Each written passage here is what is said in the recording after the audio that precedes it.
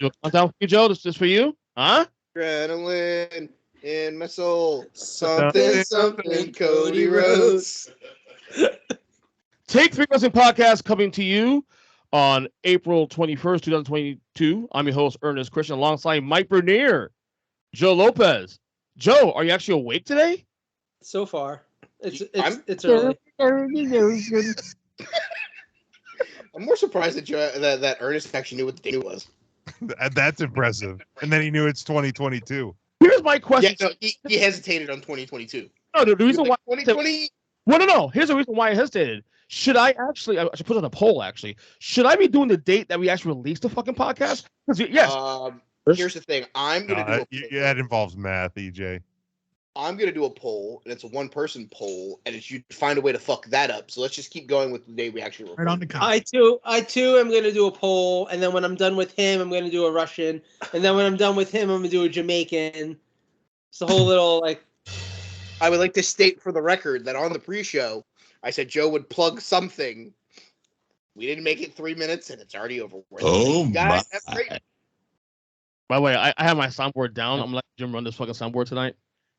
As you should. Yeah, because the last time you had your soundboard up, what happened? Your whole fucking computer crashed, moron. Scared. I am so scared to fucking put it Clown.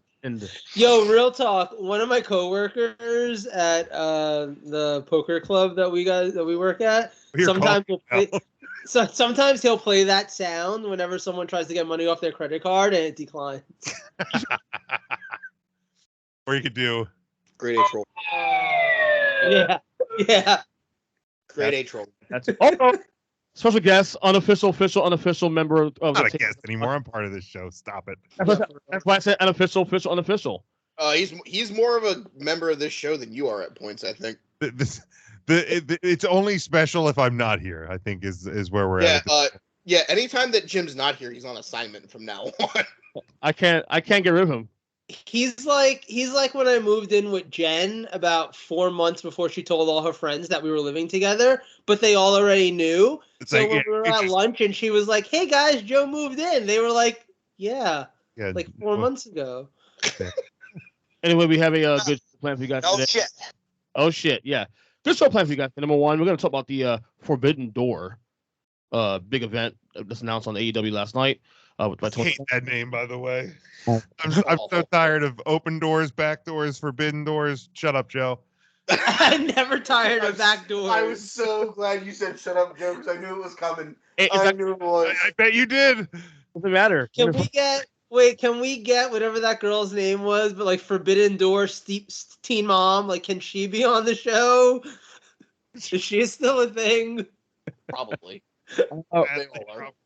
Roman Reigns GOAT Range. Is it time? Discuss that. And of course, titles, you're right. Let's move on. What was that? What? What? And then Host is an idiot. What?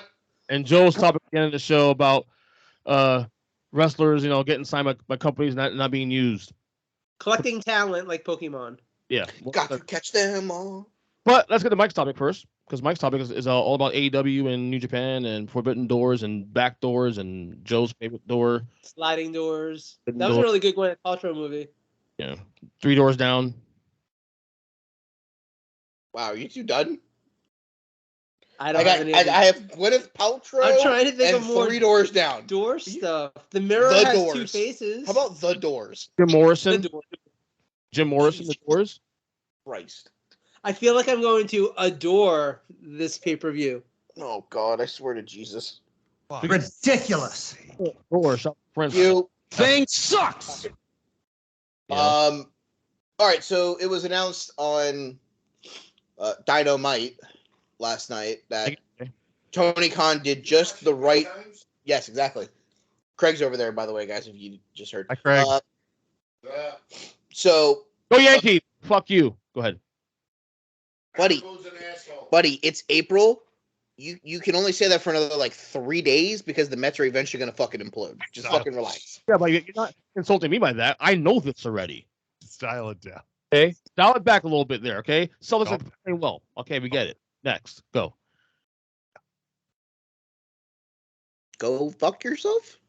Dude, the Mets are so bad that the cast of RuPaul's Drag Race All-Star Season 7 could probably beat them. And Bob the Drag Queen's not even on that season. Oh my god! Yeah, probably not in April though.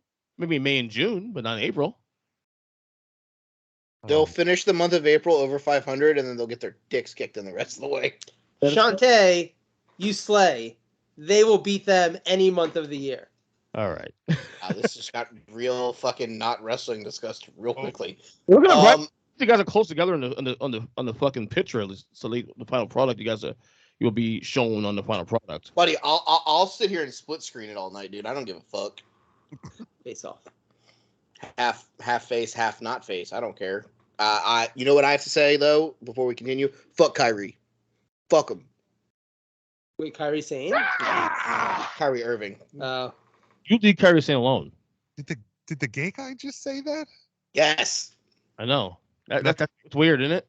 Sense. Weird. Nothing makes sense anymore. Weird. No, Asian women are basically just men. Stop. No, that's a thing. Everybody knows that. The You know views what? This is a expressed by great Joe Lopez segue. do not reflect that of Think Free Wrestling, Big Jim, Big Mac, or Earnest EJ Christian. Yeah, I know no, you've never had an fucking experience this, but when you spread an Asian girl's legs open, it doesn't close. Okay. All right, back to the Asian portion of our show. As we're going to talk about New Japan Pro Wrestling. Let's go. I can't wait for that Kenny Omega Holy versus shit. Kenny Omega versus Cream of some young guy. That's gonna be a fantastic fucking match. All right, guys, we're done. That's the show. We'll see you guys next week. Rest of the week. We'll see you never because we're about to get shut down. We got We just got FCC regulated real quick. We're getting canceled real fast. Oh, shit. Oh, all right. Ow. Now that we've gotten that out of the fucking way, let's move back to the topic here.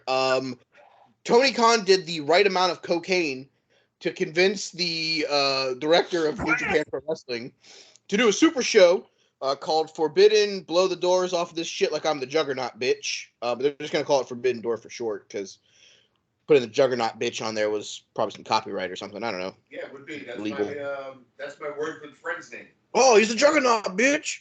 I kind of want them to do though, like you know how we got All In and then we got All Out and then Double or Nothing. Like I want a series of these. Like I want Forbidden Door to be successful and then we get like Forbidden Window or Forbidden Chimney. No. Like Forbidden Refrigerator Door. No. Can we just get like a whole? It's got to be the opposite. So it's Forbidden Door. Okay. And then it's Open Door. And then it's Back Patio Door. Okay. And then it's Shed Door. And then it's Door. Door. What DoorDash? What DoorDash? I think that's See, copyright. That's copywritten, yeah. How DoorDash. about Mordor? Oh. How about Hodor? How about Hodor? Yeah. Game of Thrones. Hodor. You guys never watched that Hodor? Burn the door to the fucking ground. I'm in. Light that bitch on fire. I don't give a fuck. I'm I think the name is so sick of doors in wrestling.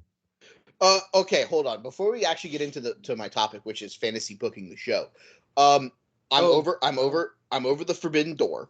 Yeah. I'm over it. Let's just light that bitch on fire and move on from it because. Ernest, shut up. Isn't it more like a black hole? Because it's like leading to other universes. This is like the really bad version of it. Thank you. Different kind of black hole, Ernest. Jesus Christ. Hers would probably be like brown. I'm not even. So- Light brown tinge. Oh my god. Isn't she related to the fucking tribal chief? Shouldn't she be the one unifying all the women's titles? No, they released her. They don't want her no more. But I mean, yeah, we don't care. We don't talk about. Dream to happen. She's Yeah. the fucking We'll female put version of Goldberg. I'm here. yeah. Yeah, Craig makes a great point. She's the female Goldberg. Factual. Just hearing everyone. Oh, look, it's someone you Jade really Cargill love. is the hot Goldberg. See, Totally. I'd let her beat the shit out of me and do whatever she wants. That's kind of shocking. She's not a midget. It doesn't matter. It doesn't matter. It's a whole different kind of forbidden door. Every single one of us, sans Joe, would let that happen. By the way, Yeah, I'm good on one that. of us, sans Joe. Sans Joe. Yeah, no, yo. I'll take a beat down from AJ Styles. I'll be like, yeah, call me some derogatory shit while you hit me Styles clash. Let's do it. Okay. And this is definitely fucking Wow. real quick. Yes. So what's up? Hold on. We've been recording for 19 minutes. I believe about 10 minutes. 10 minutes. 9 of them have been live. Yeah, and none of them have We been. didn't make it past the 3-minute mark, and this show is already. Yep, pretty much. All this show needs is intern Mark, and I feel like this would be just the greatest, off the rail, greatest thing in the world. Show can't handle 2 like-minded. You know. We have backdoor Craig. It's fine. Yeah. Forbidden door Craig. I was gonna say, please don't name. Yeah, see? Jesus Christ. I have a question about testicles. Are you serious? Are you serious? When I climb the rope in gym class, I feel funny. Wow, is there no other basketball game on? No, Die Hard is on. Oh, Die Hard, great movie. Christmas movie. Not arguable. I make it wet bottom too. How you like that? By the way, Die Hard is a Christmas movie, for the record. Die Hard is a Christmas movie. It is the Christmas movie. Yeah, we all agree on something. There we go. Ding. The great uniter. Die Hard. All right, so Tony Khan and I don't know the guy's name, and I'm not going to say something insensitive because we've said enough of that in the first 12 minutes of this show. I'm going to take the high road. It's Mitsubishi Toyota. It's fucking like everybody knows that. That is the president of New Japan Pro Wrestling. No. Oh, It's Hyundai Tanaka, correct. You're right. That's his brother. I'm glad I'm not the asshole on this episode. All this needs is another Chris Bowflex reference, and we've hit everything out of the park. Oh. All right, so AEW. What aren't we allowed to joke about? Like, is the chick that Jimmy Snuka killed off the table? Like, are we not allowed to bring her up? Joe, she's in a coffin. You're saying Triple H fucked her? Probably. That's who it was. That was Katie. That's who they got to play Katie Vick? Oh, shit. Man. and this is why I keep coming back to this show. Like, if I wouldn't have done this, I would have missed all of this tonight. I would have felt cheated. Oh, shit. So New Japan is doing a pay-per-view and AEW. Hold on, I'm crying. You gotta give me a minute. I can't breathe. Oh, shit. Dies of a heart attack. Fuck. Oh. Ooh, all right. Heroin and coconut as well? Yeah, that's how we knocked her unconscious. Speaking of Coke, so Tony Khan announced the pay-per-view in New Japan and AEW. Tony Khan did just the right amount of cocaine There we go. to talk somebody from New Japan into doing a show with them.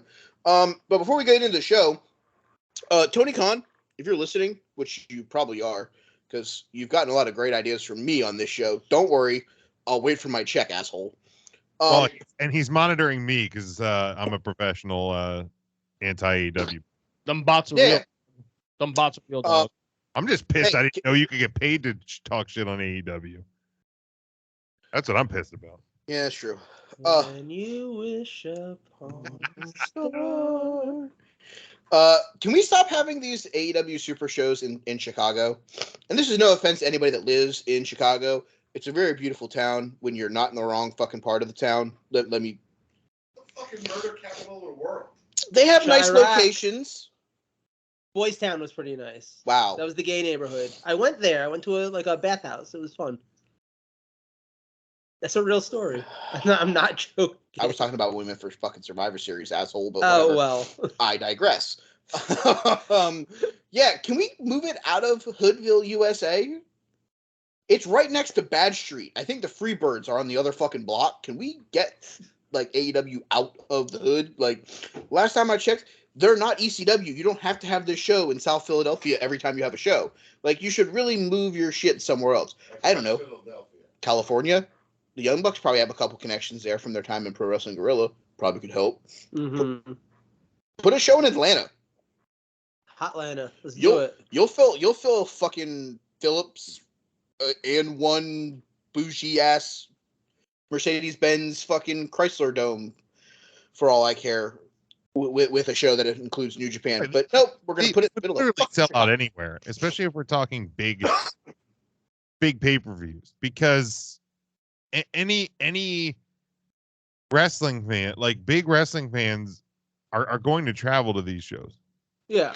Oh, trust me, I looked into flights. The only reason why I'm not going to Chicago is that it's approximately going to cost me $400. You said like $450. Yeah. To fly out Saturday and fly back Monday, so I don't miss any work. So that's a no for me, dog. People are going to travel for this company and for events like this. Let's remember too, New Japan teamed up with Tony Khan's other pet project, Ring of Honor, and sold out Madison Square Garden. Which, I mean, I know it's not like a 70,000 arena seating situation. Neither is the United Center. Well, right. That's what I'm saying. Like, it's doable. They really could take that anywhere. They could have gone to Barclays Center in New York or someplace like that. I more or less think that Vince McMahon has certain venues that basically he has on the lock. Don't let these motherfuckers be here. Like, you're not getting back into MSG right now. You're not getting into any of the big venues in New York. You're not getting into Barclays. You're not getting into MSG. You're not getting into probably the arena in Atlanta. You're probably not getting Dallas because of the WrestleManias. Thank you. Yeah, but wait a second, real quick. Wasn't the Garden pissed off with Vince? Yes. Yeah, that's been smooth. It's the reason why. It's the reason why Ring of Honor and New Japan got the Garden. But they've been back to MSG multiple times now. Yeah, but it's one of those things where, I mean, New York, Chicago, 6-1. Just come out and say you want him to have a show in West Palm. No, I don't give a fuck. I fucking traveled to Orlando to go to a show. I traveled to Miami to go to a show. I've been to... Where the fuck else did I go? We've gone everywhere. That's what I'm saying. I mean, to be fair, traveling is irrelevant to me, but every big show that they have is in Chicago. Like, well, that's probably because it was before Punk went there, because they've had every All Out there.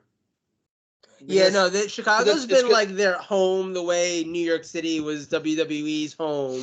And Atlanta was WCW's. Like 80s and 90s, yeah. They are very heavy-handed in certain markets. Like they do a lot. They've done a lot of shows in like Pennsylvania. They've done a good bit in Texas. They do a lot in Chicago. They do a lot. They've done multiple in Florida. Like they do get like what they're doing a show at the Forum in LA, but like they're not doing a bunch of West Coast shows. They have the furthest west that they went before the Forum was Vegas. Right. And that was for Double or Nothing.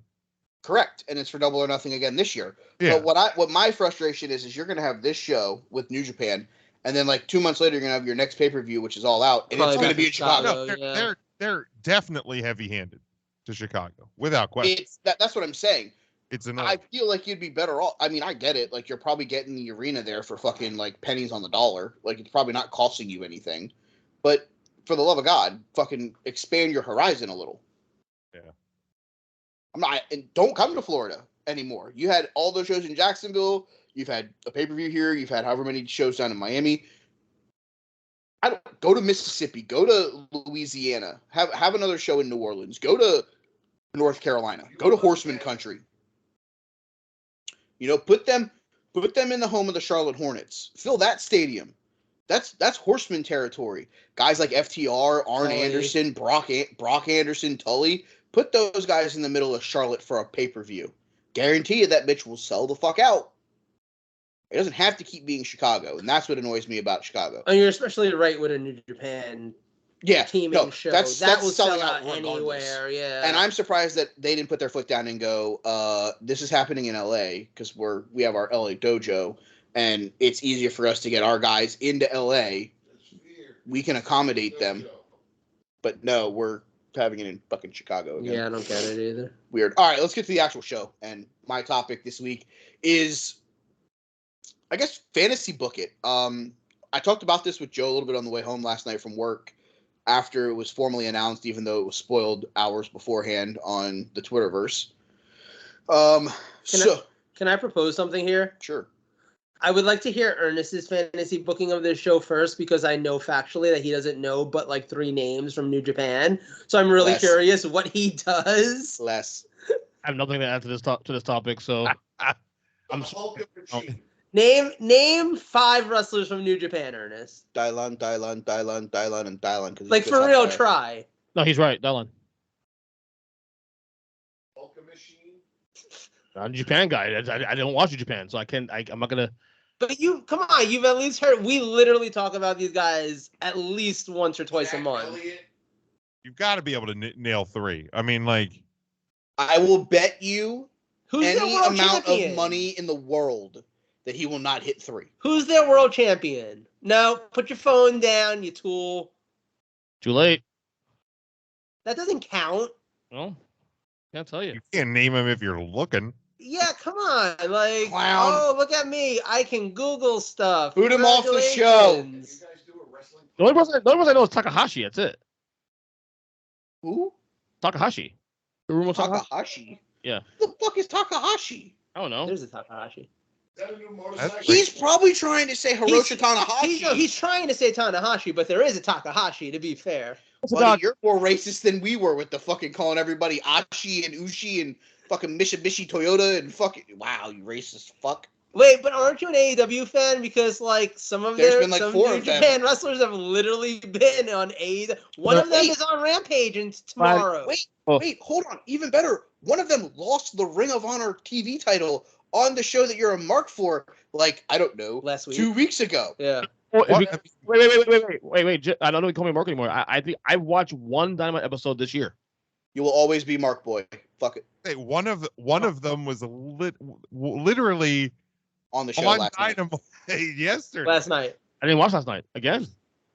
What do you do with your life? Wait, hold on. How are we doing a wrestling show with a guy who hasn't watched any wrestling, with the exception of fucking Royal Rumble 2020 and fucking WrestleMania Night 1 and Night 2? How are we doing a show with this guy? Jim, you know what? You're in Ernest. You're the fucking guest from now on. I have to be honest with you, dude. I watched more WWE this year than I watched AEW. I gotta be honest with you. Right, go to the dark side, baby. I have to be honest. Bot boy, whatever you say. Should it be required? Oops.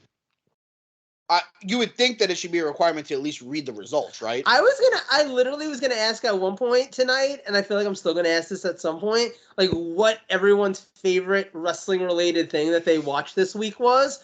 But I'm afraid that Ernest is not going to have an answer because I don't think he's watched anything wrestling related this week. Brother. WrestleMania. Powers explode, brother. I watched a promo from 1989 Savage. He did enough cocaine to be like Tony Khan. Like tell you about this Paul Orndorff match that I watched. It was a 5-star banger. Feud of the year. Feud of the year. It was Ric Flair on the Broken Soul Sessions. That's it. Oh my god. Yo, the Bully Ray Broken Skull Sessions. I heard that was fantastic. I watched a little clip of it where I watched it yesterday. Where he was talking about first off Undertaker refusing to kick out of 3D. Yes. And then it was when he turned and created Bully Ray and turned on Devon. I saw and they go into all the aces and 8 stuff. I saw 2 clips on that. That was really good. No, it's a really good Broken Skull session. I'll probably have to watch that tomorrow. Yeah. All right, so I guess since Numbnuts isn't going to be any fucking help here, our conversation driving home last night was actually more logical than anything Ernest has said on this show, and we're like 30 minutes into the phone call, like 28 minutes into recording. This guy hasn't added anything. At least me and you had a smart conversation last night. Is this going to be your typical New Japan, like, playoffs garbage? Like, oh, look, it's the show before the big show, so let's have every, like, faction member in an 8-man tag match? Mm-hmm. Or is this going to be New Japan versus AEW? Or is this like, hey guys, here's the flamethrower, let's fucking unleash hell and give everybody what they want, which is championships being defended and all kinds of crazy shit.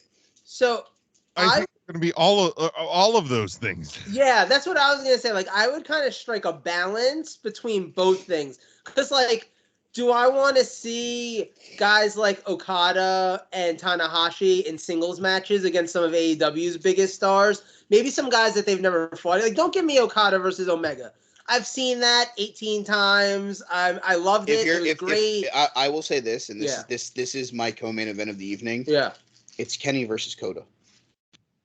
If Kenny's back, if Kenny's back, do you think he's back by June? If he's not, if he's back and it's not Kenny versus Kota, it's Kenny and Kota versus someone. Yes, yeah, 100%. It's either the Golden Lovers explode or it's the Golden Lovers reunited to take on someone. And then explode later that night. Yes, no. No, you'll explode later that night. I will, according to Meltzer.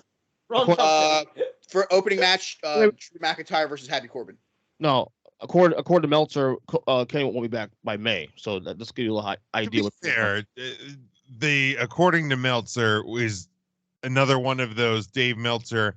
I think I heard that Kenny might not possibly back, but be in there. But I think he might not be ready. But for $12.99 a month, I'll tell you that Alexa Bliss had creative disputes, and that's the reason why she wasn't on WrestleMania. It wasn't the fact that she was getting married 4 days later, and Ernest wanted to make that a news dump. Did you see your response to that though on that same thread? On Sean Sapp, I think it was Sean Sapp. I made an announcement on that, and then It's a bug. And she's like, "Oh, I'm intrigued. I'm interested." Right. Like, here's the thing. Like, she may not be super thrilled with whatever creative wasn't there. She may be annoyed that she wasn't on Mania. Everybody who wasn't on Mania should be annoyed they weren't on Mania. If you're not slightly annoyed, then you're doing it wrong. I'm annoyed I wasn't on Mania. Right. But like, who? Alexa Bliss is not going anywhere. No. Like, bottom line, Too hot. So one match that I'd put on this show that is one of the multi-man matches. If you steal my match, I swear to God, I'm going to karate chop you in the throat. I don't think I will. No. One match I'll do is Hogan and Orndorff. Go ahead. Okay, so one of them I think is dead, and the other one's Hulk Hogan. So just basically a walking skeleton. We'll make it happen. You fans can stick it, brother. I want to see Los Ingobernables on the show, but I want to see them as a group, and I don't need all 5 of them necessarily. I don't think you're getting all 5 of them because I think what's his name still hurt. Who? Sonata. Okay. Sonata's hurt? He relinquished the U.S. title like 2 weeks ago. Oh, that sucks. Yes, Hyundai Sonata. oh my So, okay, but give me Naito and 2 of the other members, I guess Bushi and fucking Shingo. Because I would want Sonata, but if Sonata's hurt. But give me them versus, like, Undisputed Elite. Versus, like, Cole and Red Dragon. I think we're getting that, but I think we're getting a deeper storyline here. What do you mean? I think you're getting Undisputed Elite with Jay White. Okay. Versus, like, the Guerrillas of Destiny and the Young Bucks. Okay. I think you're getting old school Bullet Club versus Undisputed Elite kind of. So you think you're doing I heard Jay White said something about Undisputed Elite he did. Something. Yeah, he did. So, like, if he's part of it, like. So you think they can do AEW versus New Japan every match? I don't think every match is going to be AEW versus New Japan. I think that there will be matches that will have AEW versus New Japan, but I also think you may get a New Japan versus a New Japan and an AEW versus an AEW. Ooh. But I also don't think that this is going to be like a fucking WrestleMania or a Survivor Series where we keep score of which team won and whoever has the most wins at the end of the night wins like a fucking retarded ass trophy. Like, no, I don't think this is bragging rights 2.0. I would start off the match I want more than anything else, and for one very specific reason, because I want this team to win the IWGP World Tag Team Championships. Give me FTR versus whoever the champions are going into that, with Dax and Cash winning the title. Oh, yeah. That's a great match. I don't care who the champions are. If it's Dangerous Techers, even better, because then we get to see Cash and Dax versus Zack Sabre Jr. And Tai Chi. I don't care. Like I said, I don't care. I want FTR to win as many of the tag titles that they can, especially if the potential rumor of WWE being interested in them and basically signing them a blank contract. Give me all the FTR tag title runs before anything becomes impossible for them, because I loved them in NXT. I thought they were great on the main roster. Joe can attest to. I've always thought the world of Cash and Dax. I told him last night they are one-on-one singles match on next week's episode of Dynamite for the Owen Hart tournament. I'm more excited for that match than I think I've seen anything on AEW the last couple weeks. So I would start off with that match. The next match that I would go to, because New Japan also owns Stardom, I would go a little outside the box here. I would bring Kairi Sane over, and she would take on Britt Baker. Ooh, that's a good one. I didn't even think of that. See, this is why you're better at this, because you go to matches like that, and I go to, like, I don't know, let's book it like fucking Invasion from 2001, and give me fucking Red Shoes versus the fucking female referee, Aubrey. Whatever her name is. Yeah, hell yeah. Nick Patrick versus fucking... Yeah. Give me Red Shoes versus Aubrey. Like, I just want to see her sell. Because she sells half the matches when she's just the referee anyway. Let me see her sell a move. So those are two of like my go-to matches. I have an Okada match lined up. It may break the internet if it actually happens. Page? No. Oh. Adam Hangman Page will defend the AEW World Title on that show. He will get the singles match against Hiroshi Tanahashi. Tanahashi, yeah. That's a good one. You can beat Tanahashi without it being like... Correct. And it's still a big deal, too. Absolutely. And it's another thing that Page can put into his cap, and it then makes whoever beats Adam Page look that much better. Uh-huh. The IWGP World Title match would be Kazuchika Okada versus CM Punk. Okay. In Chicago, you give Punk the entire crowd behind him. Mm-hmm. It's easy to not cheer for Okada as much as because he always gets cheers in Yapon. Oh yeah. So it's like that American versus Japanese, like, gives him the easy heat. Obviously Phil doesn't have to win. We've already proven that. But I wouldn't blame New Japan if they also put the title on Punk. Oh yeah, even if it was just for like get him over there to lose it at like fucking lose it on. Well, honestly, I don't know how willing Punk is to travel at this point, but G1 is coming up in August. Have him lose to whoever wins the G1. Or have him be part of the G1. The champion usually is part of it. See, so here's the thing. The champion is usually part of the G1. Ernest, you're getting learned. Pay fucking attention. No, he's too worried about, like, the first quarter of fucking Warriors. Don't make me call your wife in here to yell at you. Pay attention. You know what? Go get Lauren and go get Lauren. I need to tell her something. I don't need that smoke in my life again. Go get your wife. I need to tell her something. I'm actually reading some results of Dynamite, so sorry. Go ahead. Go get your wife. I need to tell her something. Come on, I don't need that smoke. She's not there right now, so no. CLOCK, clock. So I'm just saying. I was definitely gonna have her come in. I'm like, dude, you just missed it. Your husband just said Johnny Knoxville was the greatest performer of all time. I was literally gonna have her ream him a new asshole. You know what happened? Fucking today we had ice cream with the kids, and fucking Eli goes to her. Oh, my favorite wrestler right now is Johnny Knoxville, and she fucking flipped. Randomly. I'm glad he's grounded for the next. That's amazing. No, but like Punk, it's a scenario.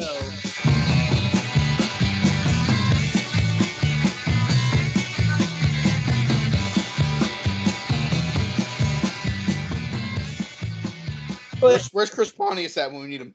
It's an interesting scenario with Punk because, and with the timing too, because you can have him win and come and appear in Japan, and that's obviously a big deal. He's never been in New Japan. He's kind of definitely a big get for them.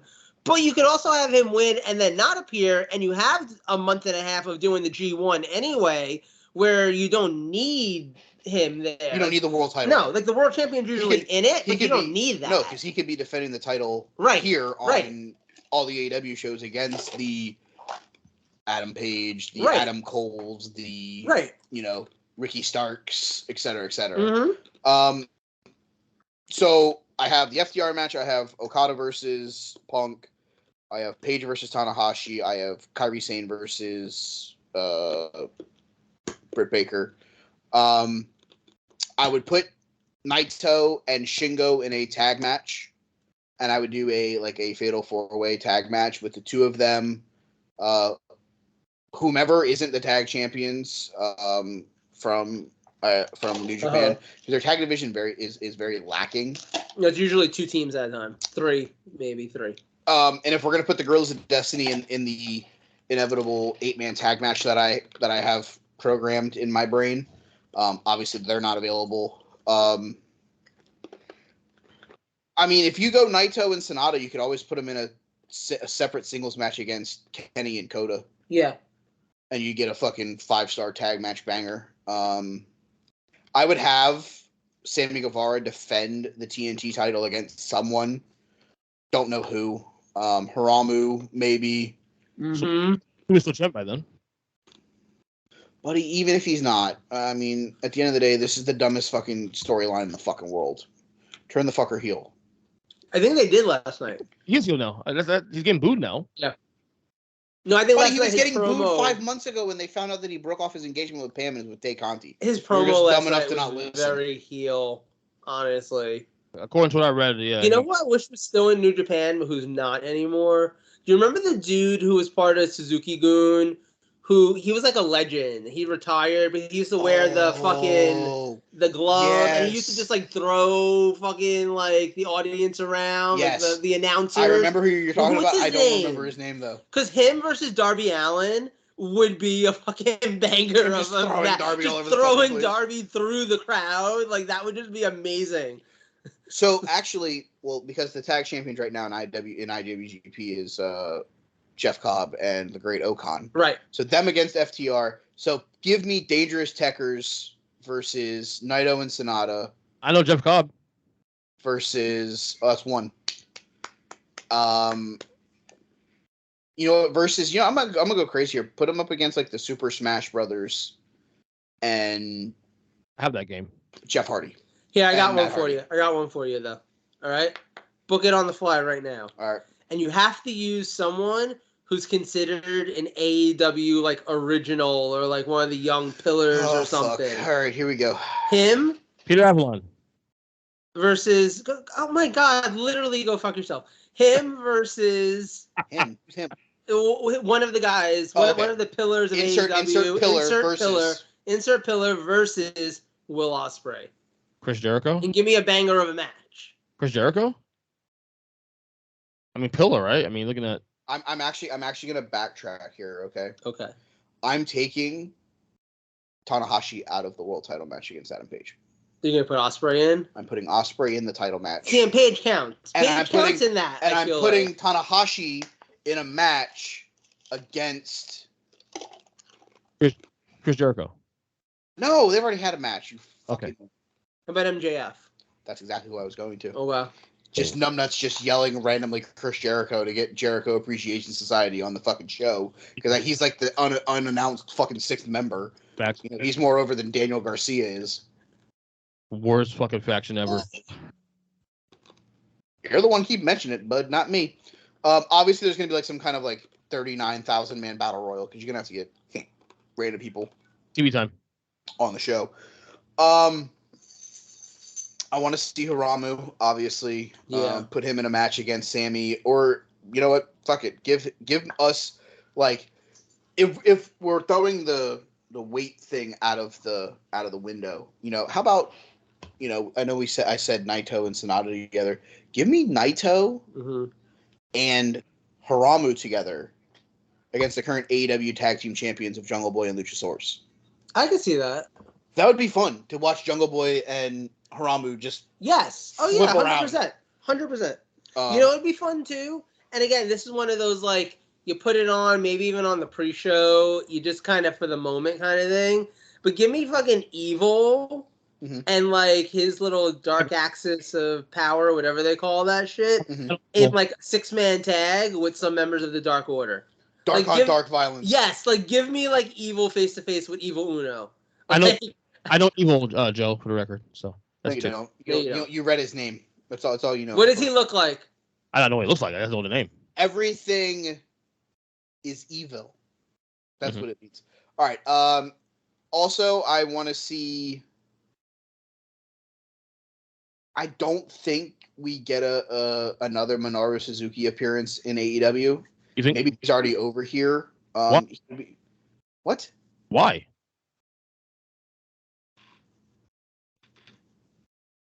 Joe, please educate him before I lose my Oh. fucking... Why don't you see him again on TV? On your W television? Because if he's not fucking in America, he'd have to fucking fly over from Japan, dummy. Okay, I don't know. You get full sense to me. He's appeared on TV before.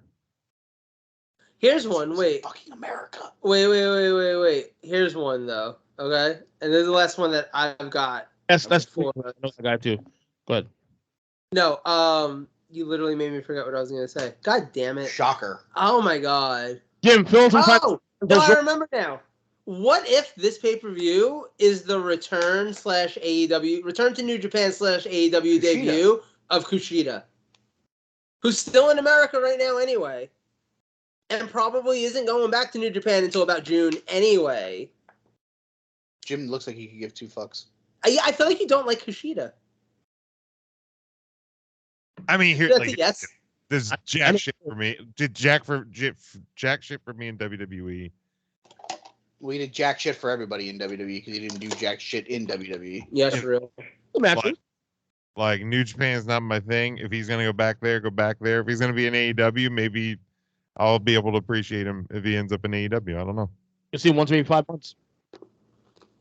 That's true too. I mean, it's AEW booking for you, right? Come on now. But I mean, it is. I think it would be smart to utilize him on this show, even if it's just a one-off.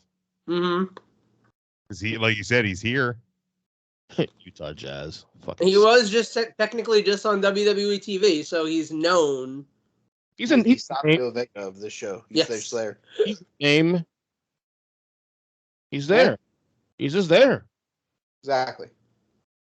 Book this shit. Trying to think if there's any more. I'm gonna put my full card up on our Twitter at take the number 3 wrestling tomorrow, so you guys can see it since Ernest has derailed this with his lack of a New Japan knowledge, and the fact that we've been recording for the fact that we've been recording for 40 minutes and Ernest has said 7 words and all of them sucked. So I guess. Wait. 7 words, but I got 3 names right. I know 3 names. I hit the quota. No, you don't. Fuck you. Let's go.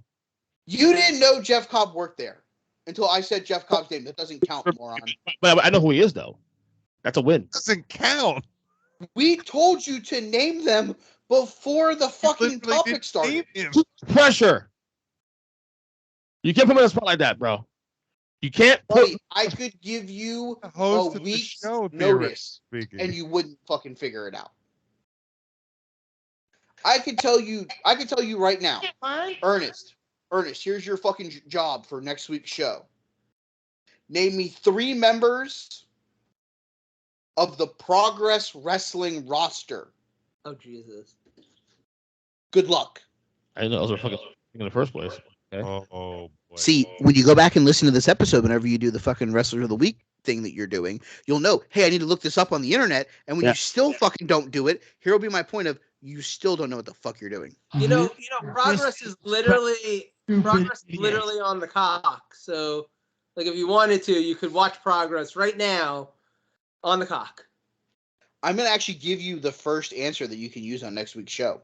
Their current champion is the guy that you thought was white, Jonathan Gresham. All right, got it. Okay. He's banging fucking Jordan Grace. That's interesting. How is he still appearing on WWE Network when he's signed to Tony Khan's Ring of Honor? Because Vince is God. He's a wizard. I brought that up to you. I was like, he literally won the title, and then fucking Ring of Honor was purchased, by Tony Khan. So what the fuck That's are we doing? interesting. Multiverse of madness. Hey, Jim, can you book this show or no? Not really. Welcome, Michael. He can name more New Japan wrestlers than you can, so I'm proud of him. And I'm also not going to just sit here and be a jackass. I let Joe and Mike wear themselves out, and then we get to talk about something else. That's right. Royal Rumble 2020. Let's go. Oh my God, we're like little dogs that are humping your leg, and you're just like, no, just let them finish. Just let them finish. Let them finish. They'll go nap then. It's fine. Exactly. He'll go sit in the corner then. All right, next topic.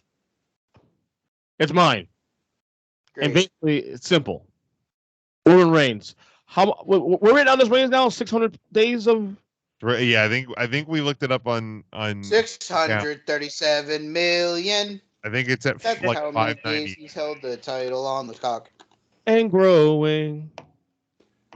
Anyway, so Roman Reigns has been a champion now since fucking September 2020.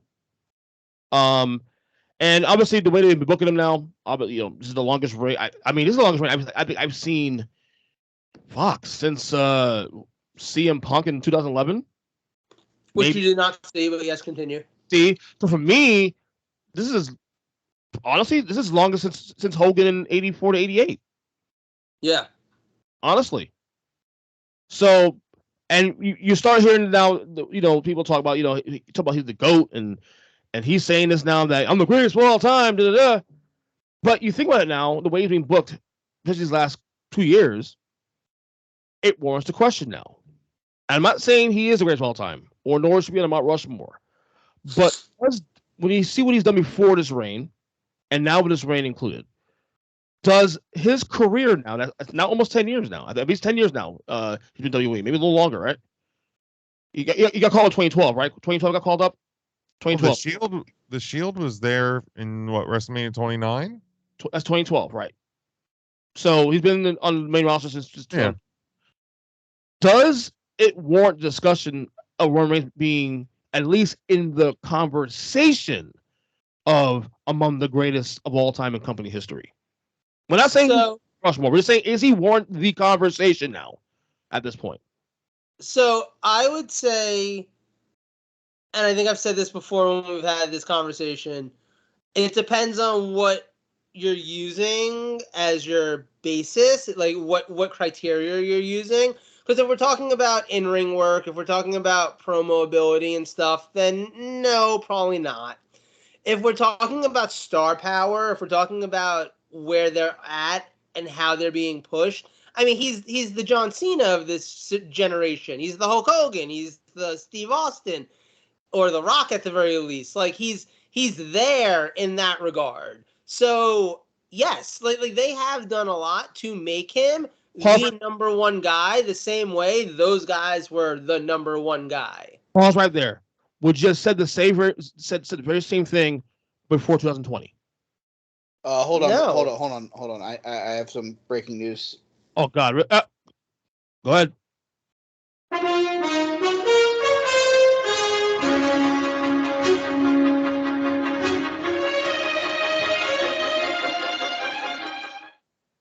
The crew here at 3 Count Thursday would like to congratulate loyal friend Billy Horn on win number 1 for the Dirty Birds.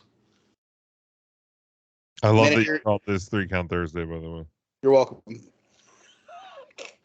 3 count, take 3 of these, 3 of those. I don't give a fuck. Cavs in 3. Yeah, it's late.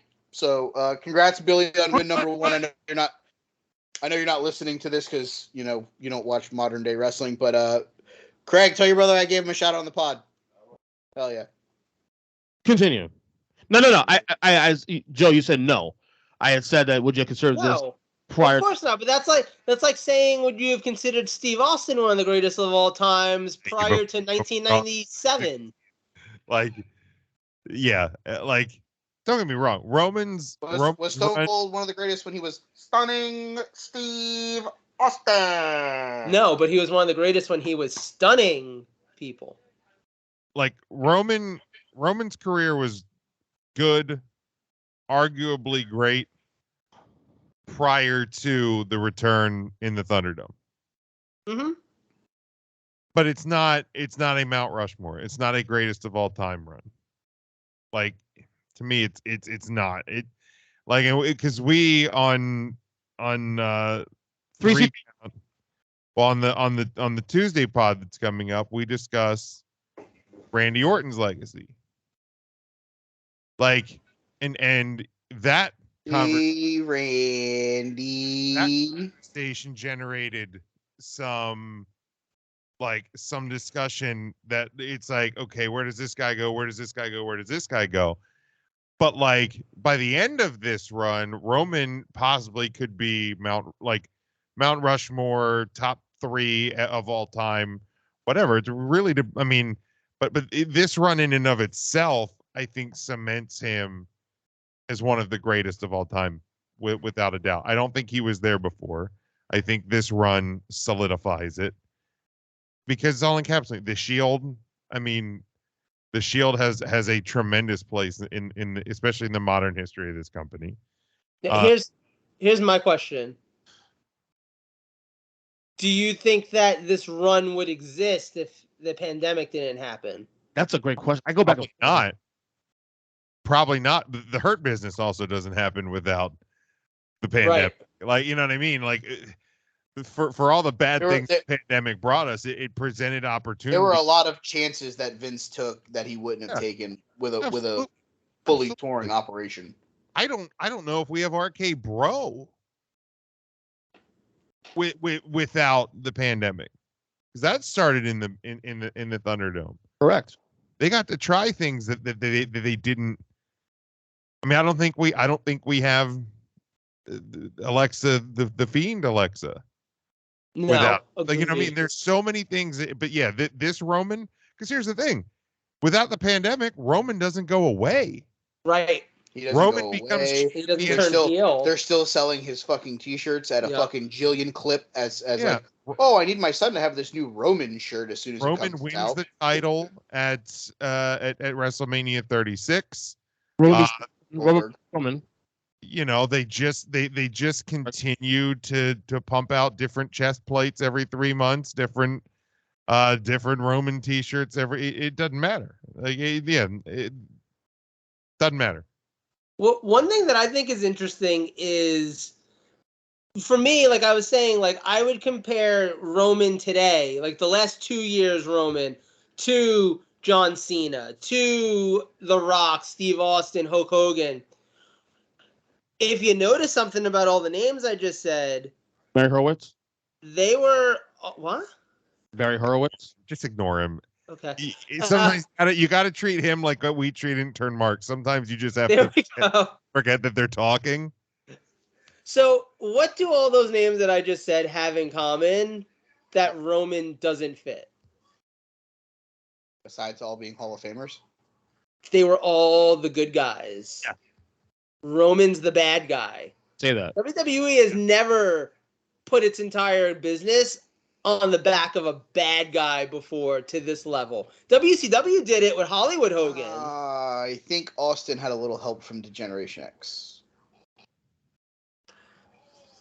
They were the perfect fucking heel that made, and Vince McMahon being the heel character. Vince, yeah. I think both of them have a little bit of say. Plus, The Rock was in that same era with Stone Cold. Isn't part of that the Shades of Grey thing that from Vince's promo 20 years ago or 25 years ago? Could be. What I will say in reference to your comment about all of that, Hogan. Also the way that Hogan's run is the closest mirrored to Roman Reigns. Hogan was the American hero. Roman was the guy who took the world by storm and got over with all the kids. Then, slowly but surely, the fans started to turn on Hogan. Then they started to turn on Roman, leading to the NWO, leading to the Bloodline. When you look in the mirror, like the two lines of career paths that arc the same with the same similarity is Roman Reigns and Hulk Hogan. But Roman Reigns is not on the GOAT level of Hulk Hogan. He is not on the GOAT level of John Cena. He is not on the GOAT level of The Rock. He's closer to The Rock than people want to think, and I'll debate that with anybody. I agree with you on that, actually. He's not on Austin's level. And I will tell you this much. And Ernest has plugged this thing to us in the group chat 700 times about this WWE top 75 or whatever the fuck we're doing. I will tell you right now, Randy Orton will be higher on my list than Roman Reigns is. And I think right now, you're probably not wrong. Right, I agree. By doing that. But if this Roman run to me, this run makes or breaks where he lands, how it's done, when it finishes, how it finishes. The question that's where it's like we were creating scenarios. Spoiler alert: Tuesday in the 3CT podcast feed. Like we were discussing this, and like there's potential for this run if you start to do math in the way that I think WWE is doing math, that Roman at the very least becomes number 3 all time in the longest consecutive reign. But there's a case to be made that he could make the run at Backlund and Bruno.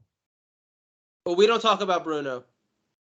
We do here. I don't care. I like to live dangerously.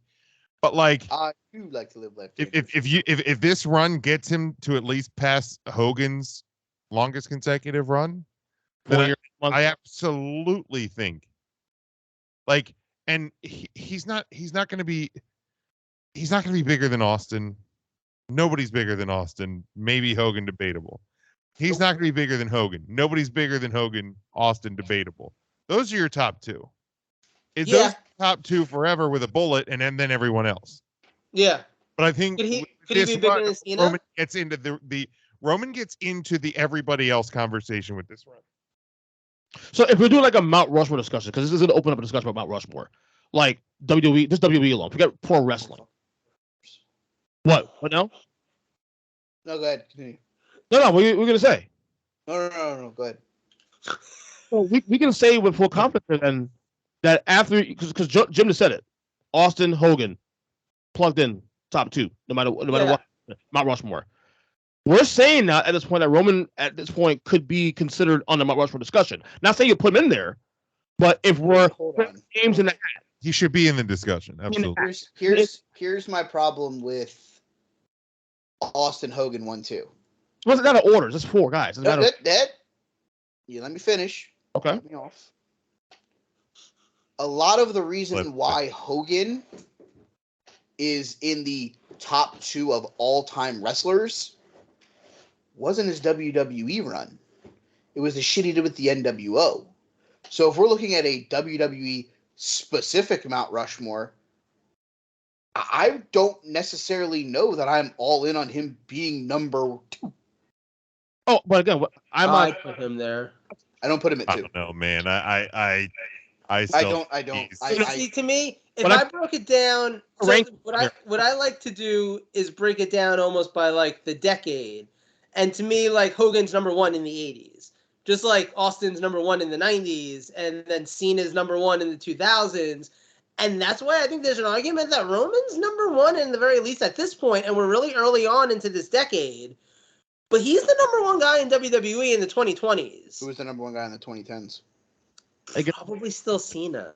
Right. So that's why John Cena's ahead of Hulk Hogan to me. That was my point. Oh, I can see that. My 1-2 is Stone Cold Steve Austin and John Cena. Okay, it wasn't that Hogan isn't in a conversation. I can see that. Let's be real here. Well, now when I say Mount Rushmore, I'm not saying ranking them. I'm just saying but you used a ranking of John Cena's 1, Stone Cold's number 2. I'm telling you, or Hogan and Cena or Hogan and Steve Austin are 1 and 2, and then it's everybody else. I'm telling you is it's 1 is Austin, 2 is Cena, 3 is everybody else for me. You can debate from there. Is what I'm getting at. And when you put together just their WWE/F runs, I'm putting Cena ahead of Hogan. And now, so Mike, inquiring minds want to know, where would you put Bret Hart?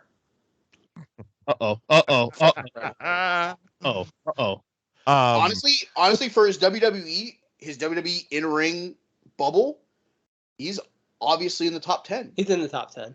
I don't know that he cracks top 5 for me. It was just so much of a throwaway in the Hart Foundation. Like 5 through 10 is where, look, Shawn Michaels is my favorite wrestler of all time. He's in the 5 to 10 area. Right. Bret Hart's in the 5 to 10 area. Undertaker's in the 5 to 10 area. Let me for the record, and I'm not ranking guys. Cena's in my Mount Rushmore. For the record, he's in my 4. You put 4 guys on a fucking mountain. Who the 4? WWE history. You're four WWE Mount Rushmore guys, and I'm gonna tell you right now, Bruno, Austin, Hogan, Cena. Roman ain't there yet. No, I kind of agree with that. Personally, I'm not putting Bruno in my Mount Rushmore.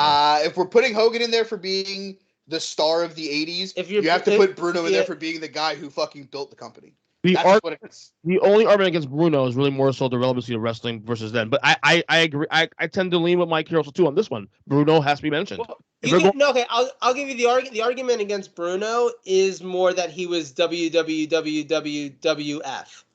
So before they got a couple of W's and an F out. Yeah. Then so like if you draw the line World Wildlife Foundation. Like if you draw the line to only talking about like a post Vince Jr. world, if you're going from then Bruno's not there. Then yes, Bruno's not on that list. Bruno's not there. Hogan's definitely If you're doing a history dive like Dave Meltzer and Jim Cornette, you're putting don't Bruno ever compare there. me to Dave Meltzer.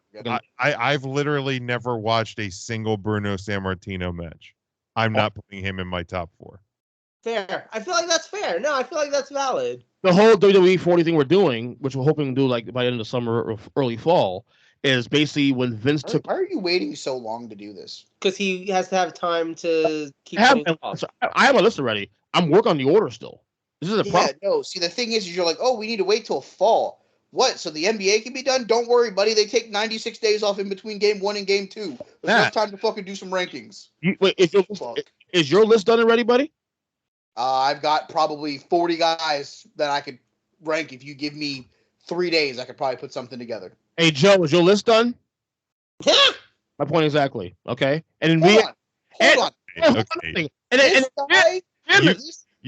You could never does a list. I was gonna the say fact that you think he's going to do one, you're an idiot.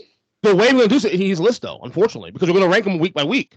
I'll do a fucking list. Don't worry about it. Yeah, don't worry. You know who's gonna be in fucking control of the list? Hi, you just made it, and you're a fucking toolboxer thinking he was actually gonna make a list. So wait, Jesus fucker. Okay, wait. Mount Rushmore of wrestlers who have killed people, and why is Jimmy Snuka, Chris Benoit? But who you got next? The guy that stabbed Bruiser Brody? Like who you got? 100%. Fuck that guy. Who else makes the rest of that Mount Rushmore? I shot Dino Bravo. He wasn't a wrestler though. Yeah, no, he was just like in the mob. Killed people.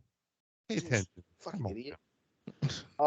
If we're going the guy who shot Dino Bravo, then the guy who fucking put fucking Owen Hart in the fucking harness for the fucking fall over the edge. He's dick.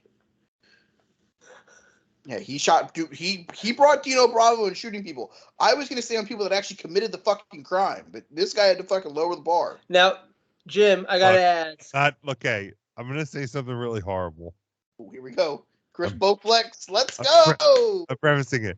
But like, if you want to get really technical, okay, like Owen Hart controlled the lever, right? Supposedly. So like, wasn't Owen Hart the wrestler that killed Owen Hart? Ooh. Canceled, buddy. Like, no, look. Buddy, we already the WWE failed Owen Hart. Without question. But like, if we're just arguing semantics for the sake of this horrific discussion, that should probably be Mount Rushmores. Thanks, Joe. Ernest brought up Mount Rushmores. It's not my fault. Like, this should probably be edited out, but Ernest doesn't do any editing, so never mind. Canceled, buddy. But I said what I said. Now, Jim, I have a question. Can you confirm or deny that you had to change the name of the podcast because of the World Wildlife Fund? I can't confirm nor deny. The litigation still stands. Makes sense. Roman. No. I will probably. I'll go. Obviously, Chris Bowflex. Oh my God, we're still doing this. Okay. Jimmy Snuka, fuck that guy. Lex Luger for killing Miss Elizabeth, right? Like, can we just put that? Like, Lex Luger's never gonna make another Mount Rushmore in his life, other than horrible promos. By the way, for the record, as we're talking about lists in the W40 list, a quick update. And this is obviously still fluid; it's not definite and final yet.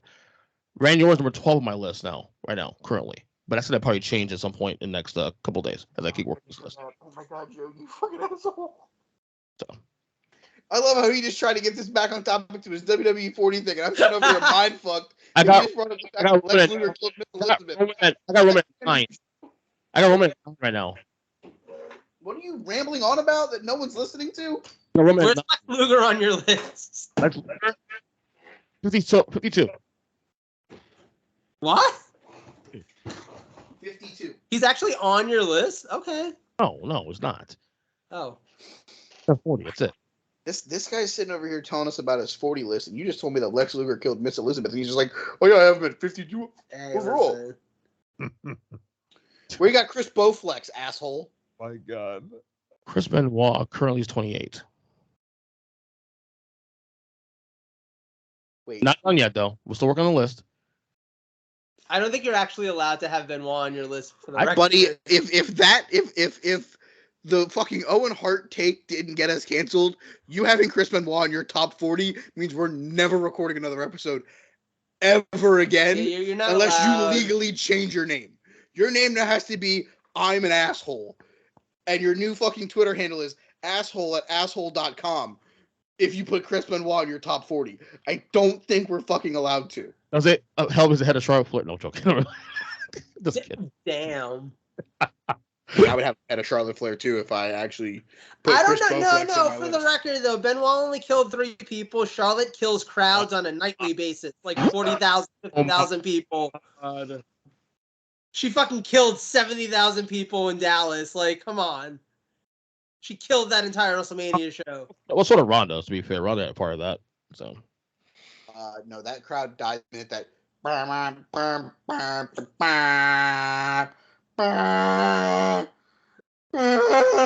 Came on, trust me. I can't wait, Charlotte.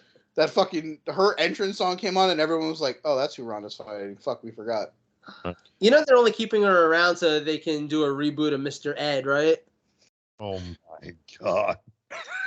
You know the only reason why they're You don't see the resemblance? You know the only reason why they're keeping her around, right? It's because when John Cena breaks her dad's record, she can break John Cena's record. Oh my God. How has she been in the company for like 3 days and she has like 13 title reigns? All I know is they don't invite her on really long plane rides because they're just like, fuck that, no flares. We don't want to see what kind of tricks she can pull off. We don't talk about flares.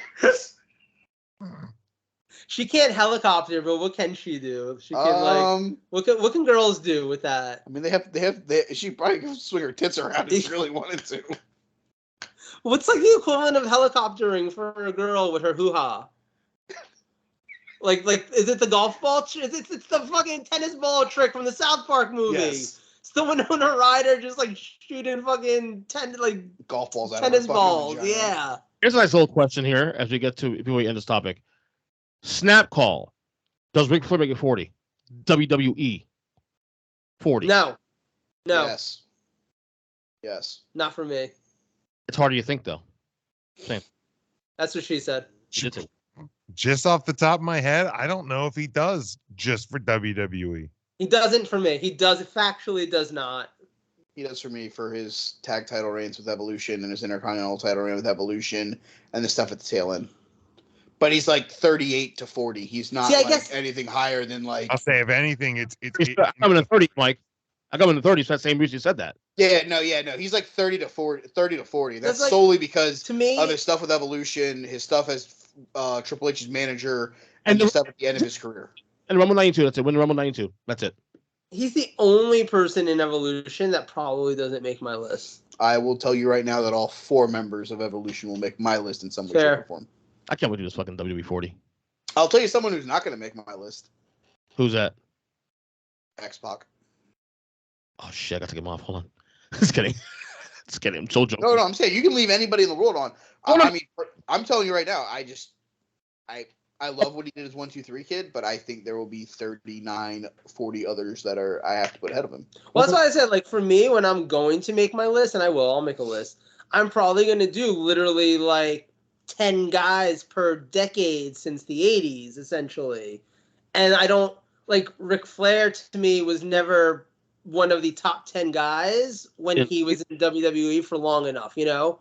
Like his run in the 90s wasn't long enough for him to be a top 10. Yeah, I think you have to peel back that a little bit more because just because somebody was in the top 10 in 90 doesn't mean that someone who wrestled in 2000 for a couple years and then all of 2010 that didn't make it to the top 10, like that person should be higher. Like if you're telling me Yokozuna, who had a great run in the 90s, is higher on your list than like Dolph Ziggler, who was never a top 10 guy, but was always there, always had great matches. Like I don't know that I can.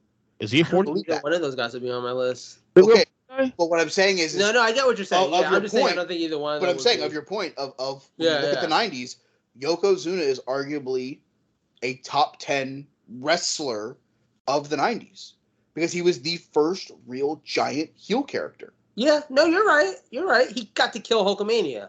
He literally got to kill it. Also, one other thing about Roman was probably going to end up helping if this continues. He's a potential 3-time Hall of Famer. Potential. That doesn't mean shit. How is he a potential 3-time Hall of Famer? Bloodline, Shield, and fucking him by himself. And probably Bloodline. If they consider. No, you don't fucking put the Bloodline as a fucking faction. You put the Usos in for being a great tag team. Yeah. You put Roman in for fucking being Roman, and you put the Shield in for fucking being Sierra Hotel, India, Echo, Lima, Delta, Foxtrot. Fucking let's go. Yeah. That's what you do because there's no reason why Jimmy and Jey Uso should be 2-time Hall of Famers for doing this. Yeah. No, I don't see it. Yeah. Like the Bloodline's a fun stable, but it's not like igniting the world on fire or that original or anything. No, I mean the reality of the situation is the only that I know of 3-time Hall of Famer should be Ric Flair. Or Triple H. Oh, Triple H.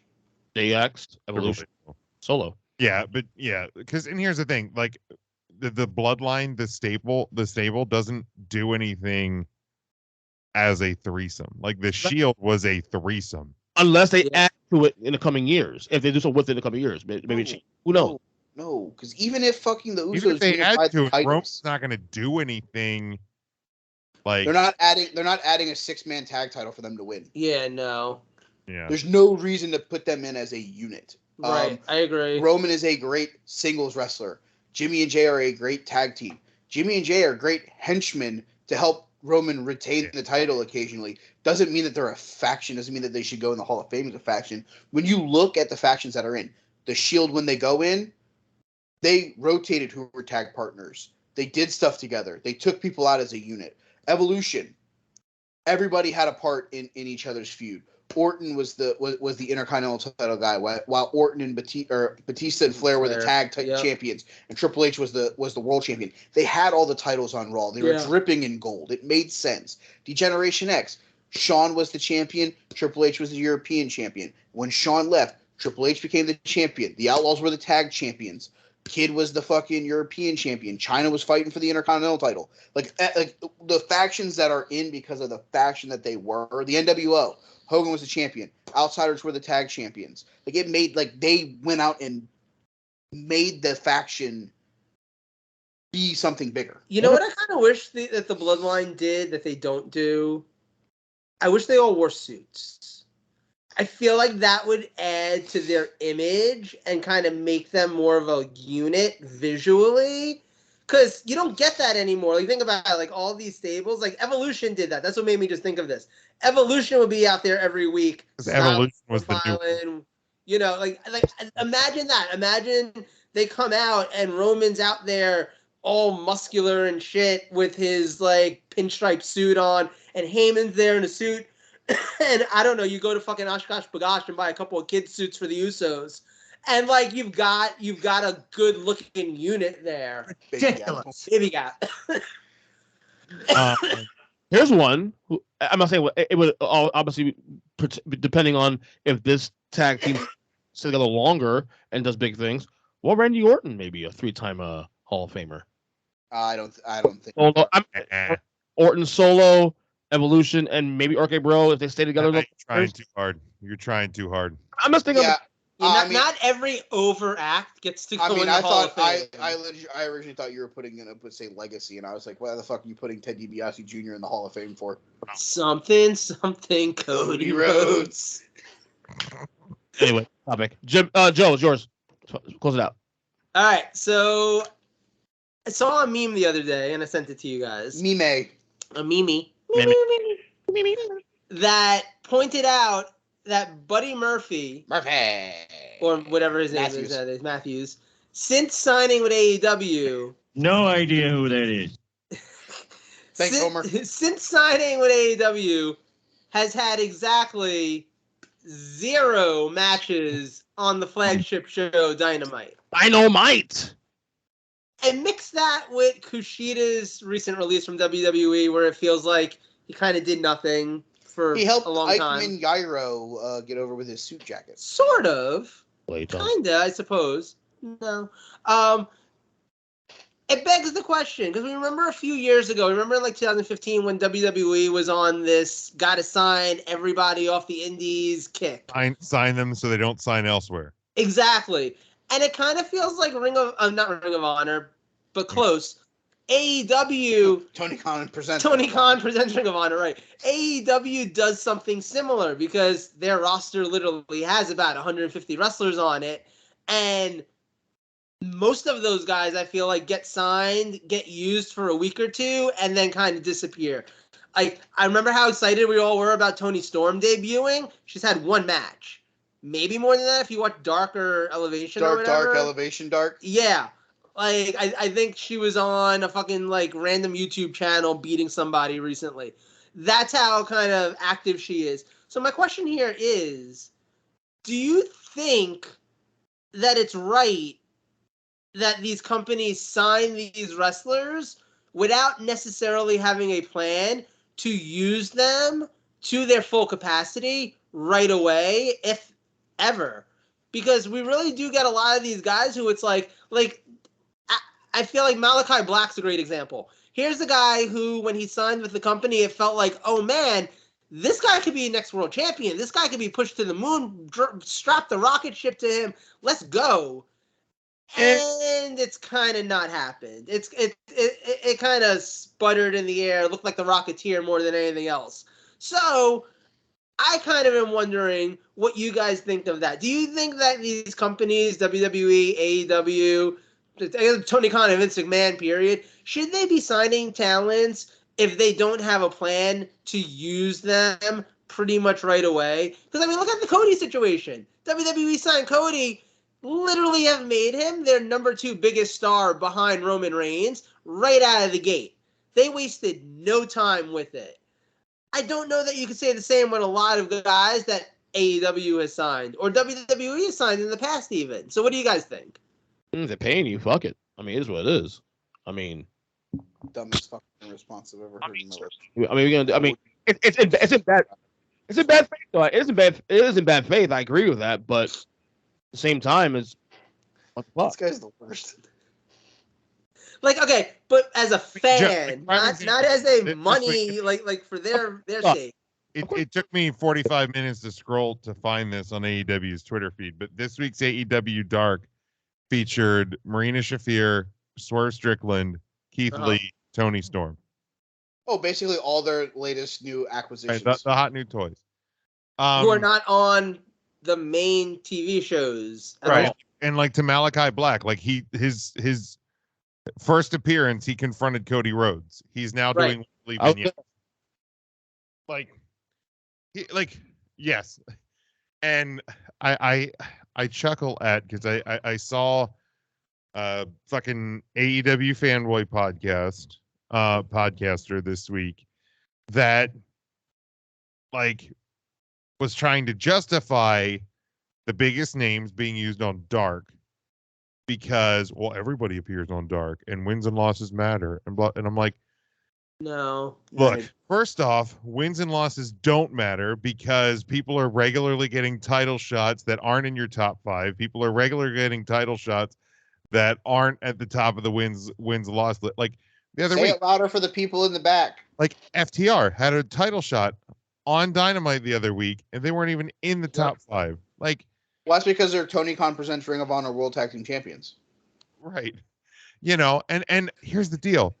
From day one, soon win-losses in Ring of Honor are going to matter. Oh, God. Christ. From day one, I was like, this wins and losses thing is going to get so convoluted, it's not going to make sense. Yep. And we're already there less than 3 years in. Oh, And we were there like 6 months in. Oh, easily. But I was like, man, I would be so happy if after the first year they were just like, hey, it doesn't really work. Like, right. But no, they just commit to the dumb thing. But in terms of like the bloating the roster, they're doing exactly what people claim to hate about WWE. They're doing the exact thing. They're signing everybody because it's a hot name, and they get used for a couple of weeks, and then you don't see them on TV. I don't care what anyone wants to say about Dark Evolution. Your TV shows are Dynamite and Rampage. 900,000 people watch Dynamite. What? 500,000 people watch Rampage. 100,000 people at most watch your YouTube shows. Those shows don't matter. Good for the talent that are getting work. Good for the indie workers that are getting paydays on those shows. I'm not discrediting the work that's done on those shows. They don't fucking matter though in the grand scheme of thing. They don't. If WWE did a fucking YouTube show and incorporated storylines on it, but put fucking Asuka on the YouTube show, they would be ripped apart. Yep. They would be. Like, or fucking Cody Rhodes comes back to WWE and in 3 weeks he's on the YouTube show. People are like, "Oh, WWE fucked over Cody."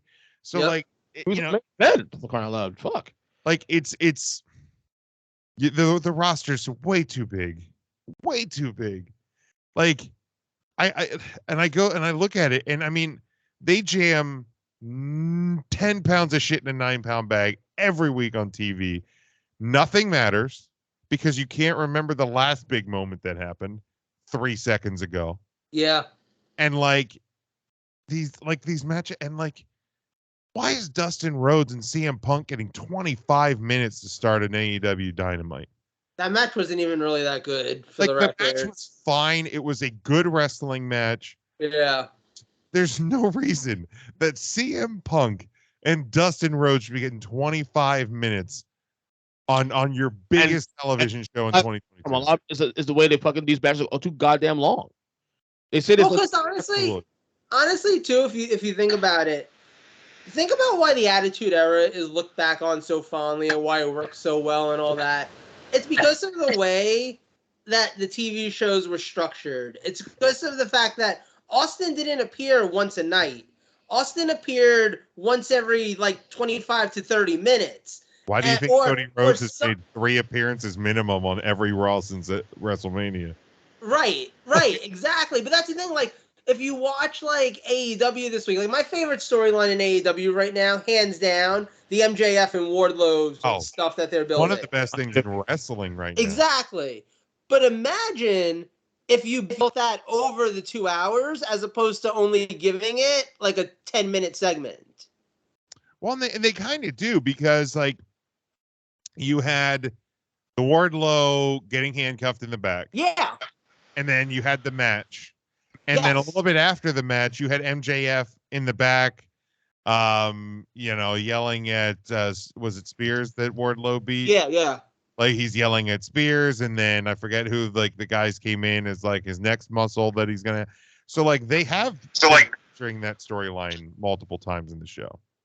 True, and that makes for more entertaining TV. Honestly, I mean, now granted, it's also the reason why you don't have as much TV time, because like realistically, in a 2-hour wrestling show, you probably should only be fitting about 12 to 15 different wrestlers on a show. And actually being able to utilize all of them in a way that is conducive to them being meaningful. Here's the thing, like if you look back at the early parts of AEW, like every week the opening segment had different people. Every weekend the top of your hour 2, different people. Every week you had main events, different people. I counted like 5 straight weeks where Bryan Danielson was the first guy you saw on TV. Yeah. And then it was CM Punk for a little while. And then it was Adam Cole was the top of hour 2. don't get me wrong. I get it. I get why you're featuring those same people every week, because they're the people Right. people pay money to see. Right. But that's also another reason to not have 147 male wrestlers under contract. Right. That's also another reason why are you keeping Jack Evans employed until his contract expires at the end of April when you haven't used him since February? Pay him out the remainder of his contract like WWE does. People forget that detail. Well, WWE fires people and AEW doesn't. Yeah, WWE also pays out the terms of the deal in those 90 days that the wrestlers can't wrestle anywhere. So it's the same fucking thing. For starters, keeping somebody on the payroll until their contract expires is the same thing as letting somebody go but paying them out the duration of their contract. If anything, WWE almost is more fair. Either way, you're unemployed. I've also heard stories that in that scenario, if WWE releases you, like, you can reach an agreement with them to forego the 90 days. But you lose the money. Well, maybe not owe them money. Obviously, you're not going to get the money. I mean, you're not going to get your 90-day pay. But it's also going to be like, all right, what do you want your release for? Oh, I'm going to go wrestle in AEW. Probably not getting it. Right. Yeah, I want my release because I want to go wrestle. I'm going to go take this 6-month excursion in Japan and go wrestle for Pro Wrestling Nella. All right, well, we'll pay you for 30 days of the 90. Don't show up on AEW. Don't show up here where it could be on national TV, and I don't give a fuck. Right. All right, thanks, Vince. Yeah. Right. Well, a non-compete clause. You're dealing in the matter of direct competition. Like, yeah, no is not direct competition, but like, yeah, AEW. Bottom line for me is that there's a huge roster problem, a huge roster, and Ring of Honor can't fix that. No. And also, like, it can help. Figure out what you want ROH to be, and then stop putting ROH title matches on AEW TV as well. See, I don't hate that. I get why they're doing it now, but once you have it figured out, you should. I still don't mind them using it occasionally. Don't do it every week. Right. Right now they're doing it heavy-handed because I get it. Well, that's what I'm saying. But even when you get this is the Ring of Honor, what we're going to do. They're going to be on TV fucking Sunday nights at 11 o'clock on whatever fucking channel they get. I would still put Ring of Honor title matches occasionally on Dynamite or Rampage to use it as a spot to, you like the way that this wrestling match was? Here's where you can find it. You don't have to do it every week. You don't have to do it every fucking. But once a month isn't the straw that's going to break the camel's back in somebody not getting TV time. The reality of the situation is they have loaded the roster to the point to where it is unimaginable that you can get to a point where you fix it without either releasing 90% of the guys that were there since day one, your Peter Avalons of the fucking world who's gone, your Jack Evans of the world who's gone, or you take the guys that aren't going to be part of the everyday AEW roster, and that is your Ring of Honor roster, and that's what you do. You don't sign anybody else. You don't sign any free agents to take their spot. Here's the thing. Move Team Taz to fucking Ring of Honor if you're not going to do anything with them besides Hook. Not Hook. Keep Hook. You didn't let me finish. Between you and Ernest today. God damn. Mike, finish. Thank you. Send Team Taz to Ring of Honor, with the exception of Hook. Fuck, did my wife just text me? Hold on. I just think. I was like, I didn't ding. Ernest didn't ding. That was me. It wasn't me. It was my computer. Whose ding dang is that? Ding dang. For once, it was not my ding dang. Give me my dick. Thank you. Move Team Taz. Move Kazarian and Christopher Daniels. Move. You know, if you're not, if this Dan Lambert thing is coming to an end with Scorpio Sky and Ethan Page, move them to Ring of Honor. They can be a fun tag team over there. Yes. Move. You know, I love Danhausen. They've done nothing with Danhausen. They're feuding him with Hook. I know, it's the weirdest fucking thing. I love it. I've been watching the online stuff. It's hilarious. I love it. Move half of the Dark Order to Ring of Honor. Yeah. You know what I would love 5 and 10 for them to explain to, because and I thought of this last night when Danhausen gets in the ring and confronts Hook. I'm like, if you've never seen AEW and you're just flipping through the channels and you end up on that, what the fuck am I looking at? No, for real. You're looking at the next AEW World Tag Team Champions, Hookhausen. It's dead ass. It's like, why is this midget from Kiss fighting with Justin Bieber? I don't understand what's happening. Like, they've never explained anything about who or why Danhausen is. No. He's very nice. He's very evil. Which kind of actually makes it work for me. Exactly. The fact that he just, like, existed from under the ring, like fucking where Hornswoggle lives, like, that was kind of amazing, honestly. Give me the new tag team champions of Hookhausen. I would take that. I would get behind that.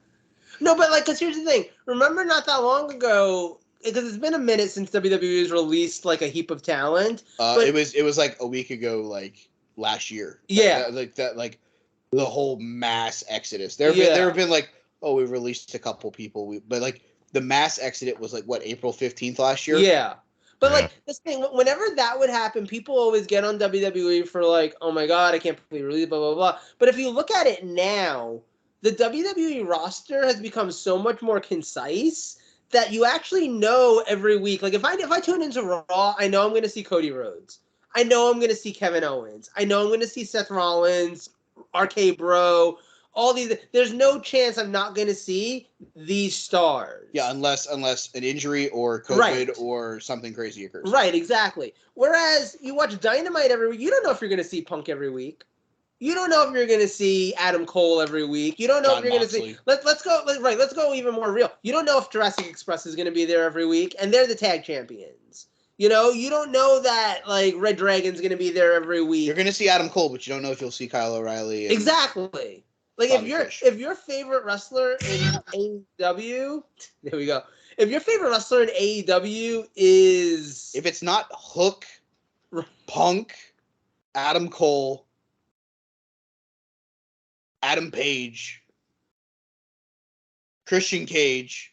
The Christian's not really on that much. I was just going for the wrong. Oh. Brian Cage. Thank you. What's my age again? Darby Allin, Sting, MJF, and Wardlow. Like, if they're not in that, like, 12 names, like, you're shooting 50-50. Yeah. And, like, that's frustrating as a fan. Oh, and anytime they're in Pennsylvania, Britt Baker. Yes. Because, you know, she is the, she's the most over... DMD.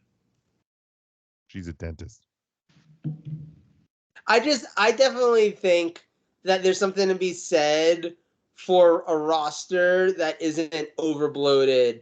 And as much as I love the idea, like, yeah, I wanted to see Malachi Black show up in AEW as much as anybody else, but I wanted to see him show up and then actually get used. If he was going to show up and be in the role that he's in, I'd have rather him just gone and done something someplace else. And granted, the someplace else is probably the other company that fucking Tony Khan owns now. So he could have went to Impact.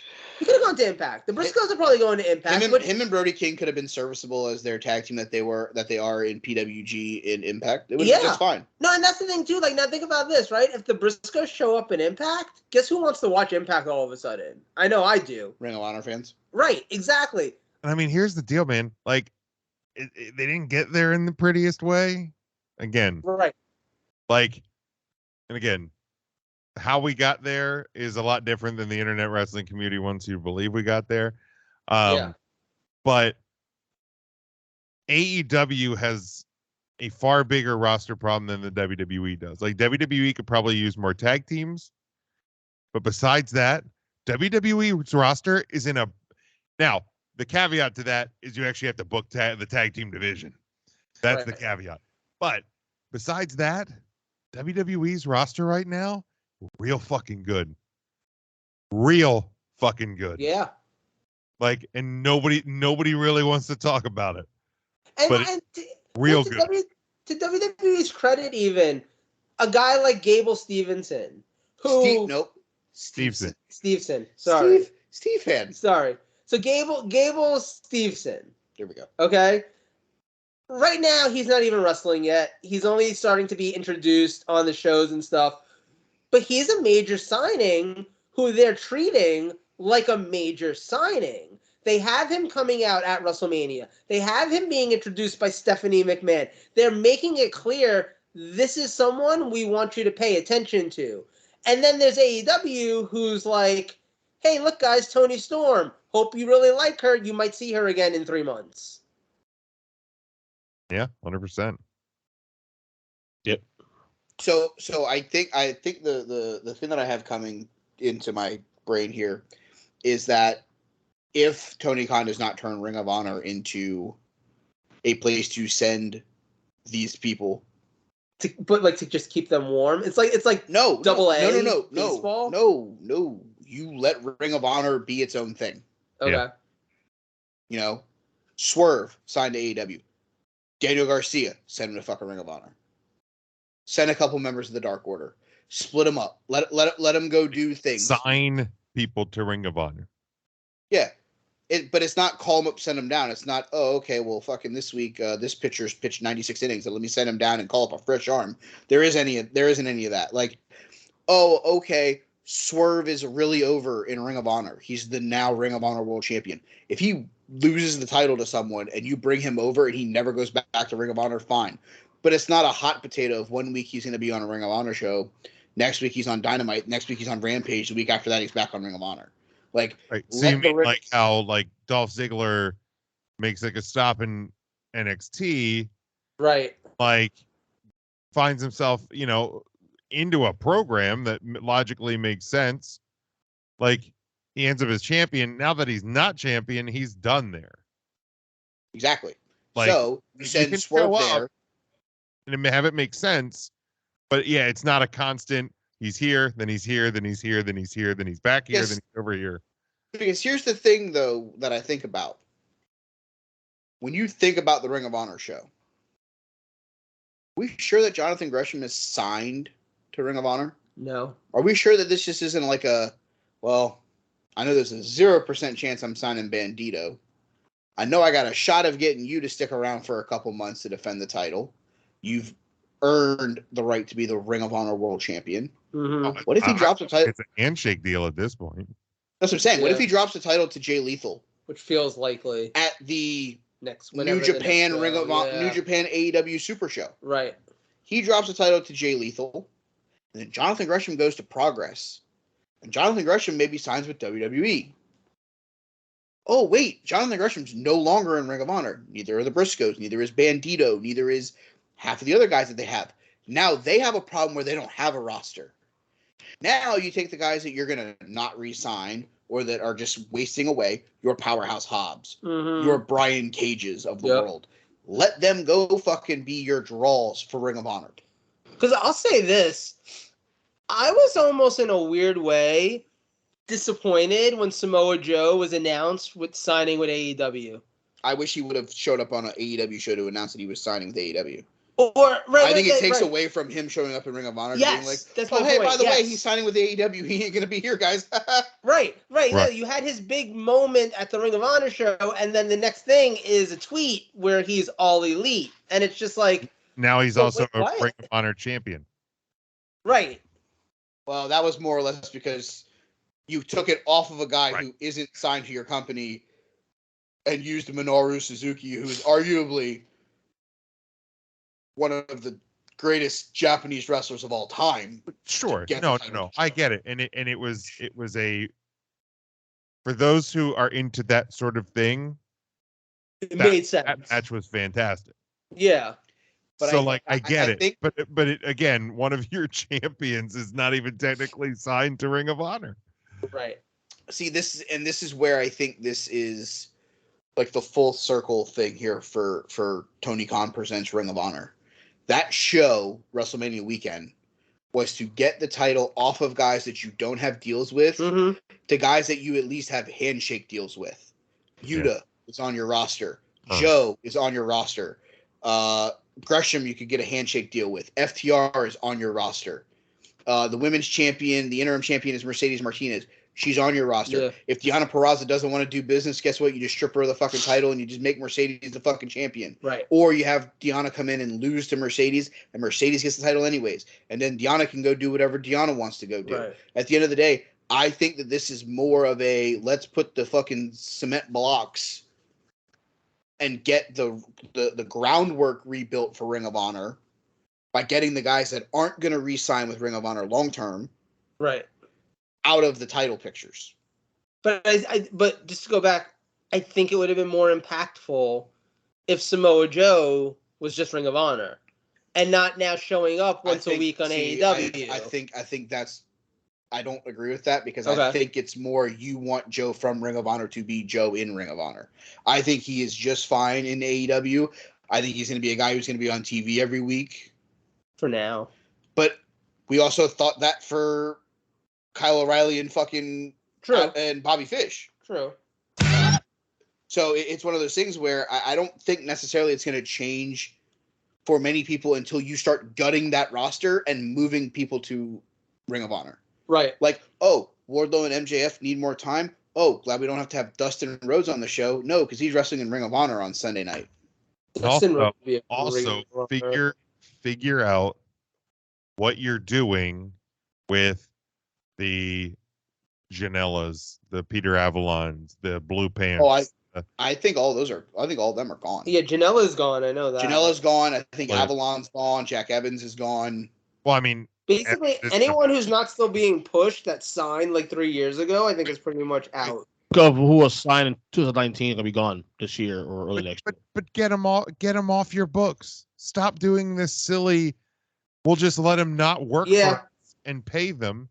Or pay them and go let them wrestle for Ring of Honor. Right. Or that. Have them got Ring of Honor people. Yeah. Daniels and Kazarian. Go put them on Ring of Honor shows. Yeah. Go put Ethan Page on a fucking Ring of Honor show. Go put the Butcher, the Blade, and the Candlestick Maker on fucking like Private Party. Perfect fucking tag team to go wrestle great matches in fucking Ring of Honor. Nope. We got to have them part of the Andrade Hardy fucking misfit band of fucking asshole toy faction. No. Stop. This is bullshit. Let Andrade be a singles guy. Let the Butcher and the Blade, let Private Party go do their thing. Leave the Hardy Boys in the fucking tag division to go up against Jurassic Express. Put fucking 5 and 10 in Ring of Honor. Put the Smash Brothers in Ring of Honor. Let those guys go be great tag teams. Yeah. Instead, it's, nope, we're just going to fuck this up and we're not going to fix it. And you know what? You guys are going to show up next week because I'm going to do a line of cocaine off of a stripper's ass and I'm going to announce that we assigned Kushida. Because that's the thing, like, at the end of the day, just to kind of close my topic here, and if you guys have any comments on it, you can add to. But the last thing that I really have to say about it, I feel like there's more value in, because, like, yeah, it's great to see guys having jobs. It's great to see that they're getting a paycheck every week, even if they're not on TV every week. Kind of what Ernest was saying at the beginning. It is great to see that aspect for them. But look at a guy like Matt Cardona, who has not signed anywhere and managed to become one of the top names in pro wrestling right now. He's done it just on his own, just going out there to all the other companies that are around and becoming a major player in those companies. I feel like you're missing opportunities for guys to do that because they're being stashed by Tony Khan and his little magic box of wrestling toys. Or back about, 6 years ago now, they were being stashed by Triple H and Vince McMahon so that nobody else could have them. I feel like Tony Khan essentially is doing the same thing where he's like, I don't want anyone else to have you. I don't know what I'm going to do with you yet, but I don't want anyone else to have you, so let me sign you, other than people that I approve of. Like, if I want you to go to Impact, I'll let you go to Impact for 3 shows. But then you still belong to me. You know, like, he basically is like the husband in a fucking sister wives situation where he's just like, you're all my bitches, but if Mac over there wants to borrow you for Saturday night, I don't really need you because I was hanging out with Emily anyway. True. So in our group chat between the 4 of us, Jim posted a tweet about starting 5 wrestlers, a wrestling company, but only drafting 5 of the 20 wrestlers in this tweet. I gave my response. Ernest gave his response. I want to see what Joe has to say. Sure. The 20 wrestlers are... Progress. Chelsea's husband. Chelsea's husband. Time to watch a match from Matt. Matt Cardona. Sorry, All right. to hear his name now. Mark lives rent free in my head. That's so great. MJF, Darby Allin, Sammy Guevara, Jungle Boy, Ricky Starks, Alan Angels, Lee Moriarty, Hook, Daniel Garcia, Wheeler Yuta, Powerhouse Hobbs, Preston Vance, Wardlow, Ethan Page, Brian Pillman Jr., Swerve, Lee Johnson, Dante Martin, John Silver, and Max Caster. Wait, I got to pick 5 guys out of this? Yep. That I'm creating a roster out of. I'll tell you right now, my 5 were Swerve, Wardlow, MJF, Hook, and I think I took Jungle Boy. I can see that. If I didn't take Jungle Boy, what did I say? MJF, Wardlow, Hook, Starks is your 5th. Swerve, and Ricky Starks. That's who it was. All right, so I'm going to tell you right off the bat, I'm not taking Hook because I'm not trying to end up in an accidental situation where I get sued for sexual harassment. So I would start. Makes sense. Smart. I would start with. Great business decision, bud. I would start with Wardlow, to be perfectly honest, because to me, I've said it before, I will say it again. I think he's got Roman Reigns potential. I think he could be your number one top guy. Superstar written all over him. I'll say it right fucking now. 3-4 years ahead of time, when he signs and he shows up at fucking Raw after Mania or something, that dude's got WWE superstar written all over. 100%. He would be my fucking build your company around him guy, hands down, no question. Number 2. Exactly. Number 2, I'd probably take Powerhouse Hobbs. I think he's extremely underrated. I think he's got a great look. I think that he's got a ton of potential. He brings in a specific audience that isn't being utilized elsewhere. I think that he's great. I would also bring in Ricky Starks because, again, I think he's another one who feeds into a demographic of the audience that isn't being utilized that much. And there is a huge wrestling audience for that demographic. And he's fantastic on the mic. He's as good on the mic as almost anybody else in that company. Like, I almost want to say MJF, but I only want to say MJF for the promo ability. And frankly, you get that from Ricky Starks. So I don't know that I need MJF. I took MJF specifically to finish the Wardlow MJF feud. I would give you that. Yeah, if we were doing this tomorrow, I'd probably take MJF in that regard also. Yeah. So I'll take MJF. I think that's why I think I took MJF over Powerhouse Hobbs to basically finish the MJF Wardlow story. I'll take MJF right now for that reason. So that's 4, my guys. Not taking Sammy Guevara, C Hook. Also probably not Darby for similar reasons. Really? Yeah, he's hot. I don't know what to tell you. He's hot. All right. I'd fuck him. Okay, hold on. I'd fuck him while listening to the Black Parade. Hold on. Hands down. Fucking put on some. Put on some Motionless in White. Put on some Sleeping with Sirens, and let's fucking cry our way through anal. Like, let's do this, Darby. You picked 5 guys also, Joe. I literally gave you Sammy. I gave you Hook. I gave you Theory of Relativity. And you fucking literally just fucking Darby's sat here. Kinda hot. The emo guy is hot. Time out. He's he's like Rob Lowe in The Breakfast Club. No. He's kind of hot. Not even. Starks No. doesn't do it for you? What's that? Starks doesn't do it for you, Joe? No, I'm not that attracted to Ricky Starks. He's hot. He's attractive. If you would have said Really, because I think I'm kind of attracted to Ricky Starks. No, Ricky Starks is an attractive man. If you would have said Ricky Starks over fucking Sleeping with Sirens, I would have fucking been like, all right, I can see it. You're like, tonight's the night that I will kill myself and then stick it in your ass. No. So for the record, though, 4 to 5 guys Joe chose. I also chose on my list too. The only one that him and I differed on was Darby. I didn't choose Darby. I'm not choosing Darby because sexual reasons. Right. Want to get the last person I'll choose, and then we can go on to our wrestlers of the week. The last person I'll choose, and I think this guy is very hot, but I can deal with that because I think he's extremely talented. Dante Martin? No, Max Caster. Oh, okay. Oh, Just for the rapping, I would take him alone. Like, just fucking like rap everything. Give me all the controversy. White. Max Caster. Jim loves him. No, I'm too white. Shut I'm up. I'm too white. I'll say it. I'm too white. Jim, what were your 5 as a spoiler for? You can hear my 5 Oh, you're gonna win. on the 3CT pod on our. I like it. On our That podcast was the best or point. I put that one. Lined it up. I put that one on the T form. Hit it out, bud. Or if you would like to see the video, you can go to patreon.com/3count Thursday, and that's where you will find the video link for the 3CT pod on Tuesday. Am I part of that tier? Yeah, same tier as the bonus, all the bonus content. So you're good. All right, cool. All right, rest of the week. Let's go. I'm going first. Fuck y'all.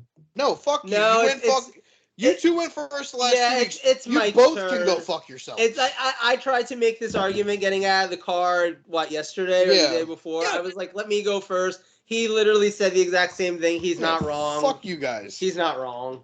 Jimmy, go first. Oh, kiss my ass, Ernest. He's gonna take your first pick.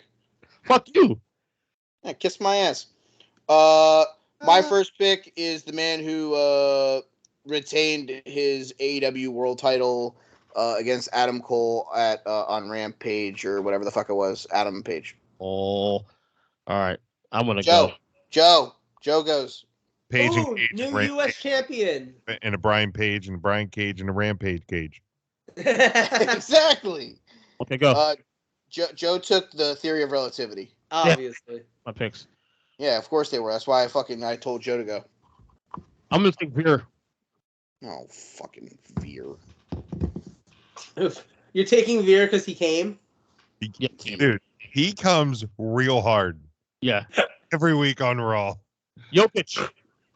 Every single week. Jesus Christ. See, and aren't you happy that they cut all those people so now Veer can come whenever he wants? Hard. Hard.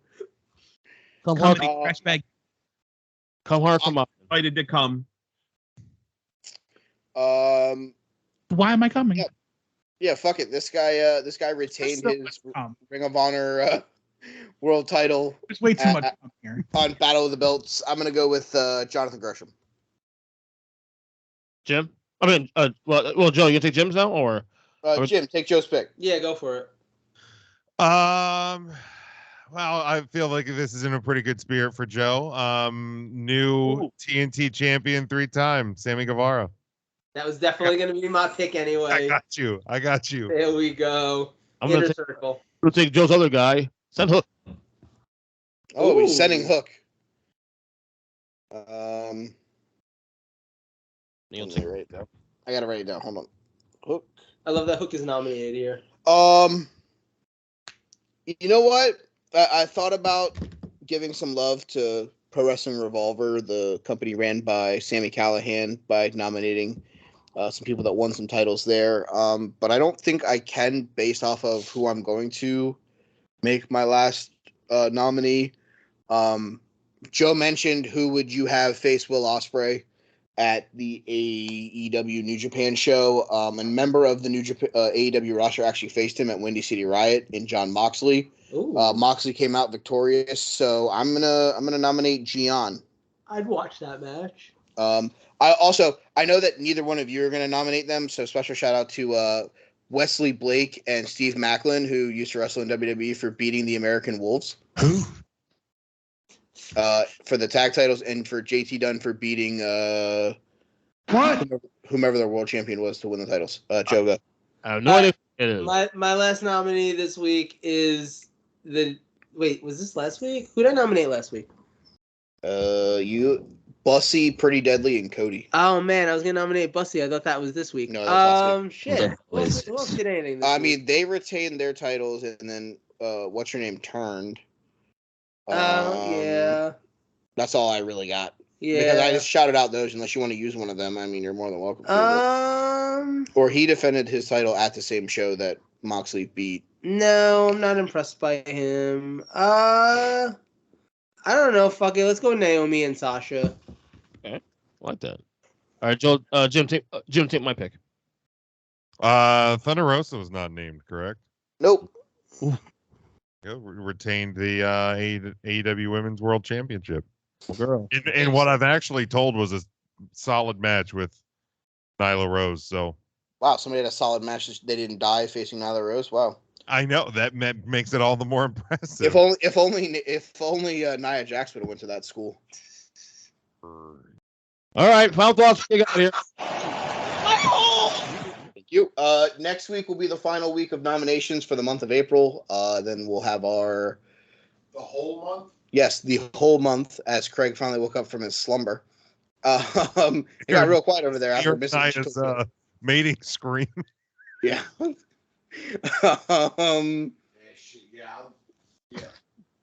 Jim, plug all your socials. Let's do it. Yeah. Okay. So 3CT, we kind of changed things up a little bit. Thursday nights we're 8 to 9 p.m. Live on Facebook, Twitter, and YouTube. Tuesdays on our podcast feed, we will drop the 3CT pod. Like I said, with the patreon.com/week on Thursday, you can see the video for the Tuesday pod. 3CONThursday.com. Just make sure you're subscribed on all podcast platforms, all the social medias. You'll find the link tree. Everything can be found there on the website. New merch dropped as well, with the new logo and everything. New merch is up on the site for this week. I don't know when this episode is going to drop, but I believe for the weekend of the 23rd, 24th, 25th, everything is on sale over there. Shirts starting at $13. So make sure you check that out. Huddle Up Podcast.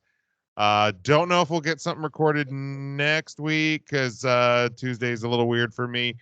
But coming after the draft by Craig, after the draft, we're going to get some stuff recorded, get some stuff in the cans. We'll have some episodes coming up through May and June for Huddle Up. And EJ, if you ask me about Discussions with Nobody, I'm going to smack you through the computer. Hey, Jim. Eat a dick. Jim. Do it. 3CT, baby. Let's go. Dude, it's so good. Let's go, man. Also, Discuss Nobody. Come on. What the fuck? Eat shit. You dickhead. An asshole. Yeah. Fat guy and short one. You gonna plug anything? I'm not allowed to plug my shit on this show. Can't plug anything. Hold on. You can follow me at Alonzo Diaz 2021, but only if you want to see my dick. No, I was going to say, we literally talked about the Mount Rushmore of wrestlers who killed people, where we had an Owen Hart discussion. We had Mitsubishi Toyota as the most racist name ever for the president of New Japan, and you're worried about plugging the male reproductive organ? The fuck is wrong with you? What if I turn my Just for Fans into nothing but like wrestling like parodies? Like I'm Vince McMahon in a suit. We share a birthday, by the way. I'm Vince McMahon in a suit, and I'm just like a guy that looks like Austin Theory comes in, and I'm just like, I'm gonna put you over my knee and spank you. Like that could be just a whole series of videos. You would sell a lot of videos. I think I would. I really do. That's actually pretty smart. It's a great idea. You might want to run with that. I might have to go with that. You can follow me on Twitter at They Call Me Bern, BERN. You can follow the show at Take3 Wrestling. Head over to that Twitter page tomorrow as I will drop my Forbidden Door card, which will be a lot of fun. The final card, because I'm tweaking a couple things now that we've had this show. Hey, you can follow me on Just for Fans. I don't get the F out, but I put the D in. Hey-o. Listen to if you like baseball and you live in South Florida and you want to learn about my baseball league, listen to my podcast, Sunny Days and Double Plays. Of course, Earnestly podcast. You find this show on that feed. Had a lot of shows this week, especially check out my conversation with Duke Bennett I had on Tuesday. Fantastic episode. Yeah, probably 37 episodes about the fucking amount of breaks in between the fucking All-Star and baseball and basketball and fucking all that other bullshit. What? It's all wrestling. What? Sorry, I thought I was taking a break like they do in the basketball. What? You done? What? I was taking days off like they do in basketball in between fucking game 1 and game 2. 17 days. Yeah, no. Anyway, so no, yeah, conversation with garbage. With Duke Bennett. Play a real sport like hockey. I'll have to fucking mute you in a second. Keep talking, man. Kiss my ass. I'll unmute myself. Watch me. Anyway, Duke Bennett conversation was great. Also, I fucking in the paint this week with Zach and Chris. That was a good episode as well too. I'm on Twitter, of course, EJ Christian 7. Other than that, I think that's it for the week. For fucking You don't go hard in the paint like the Usos. Oh, that could be another parody for my Just for Fat. Hard in the taint. Hard in the taint. Good night. I'm done. Fucking Shut up and take my money.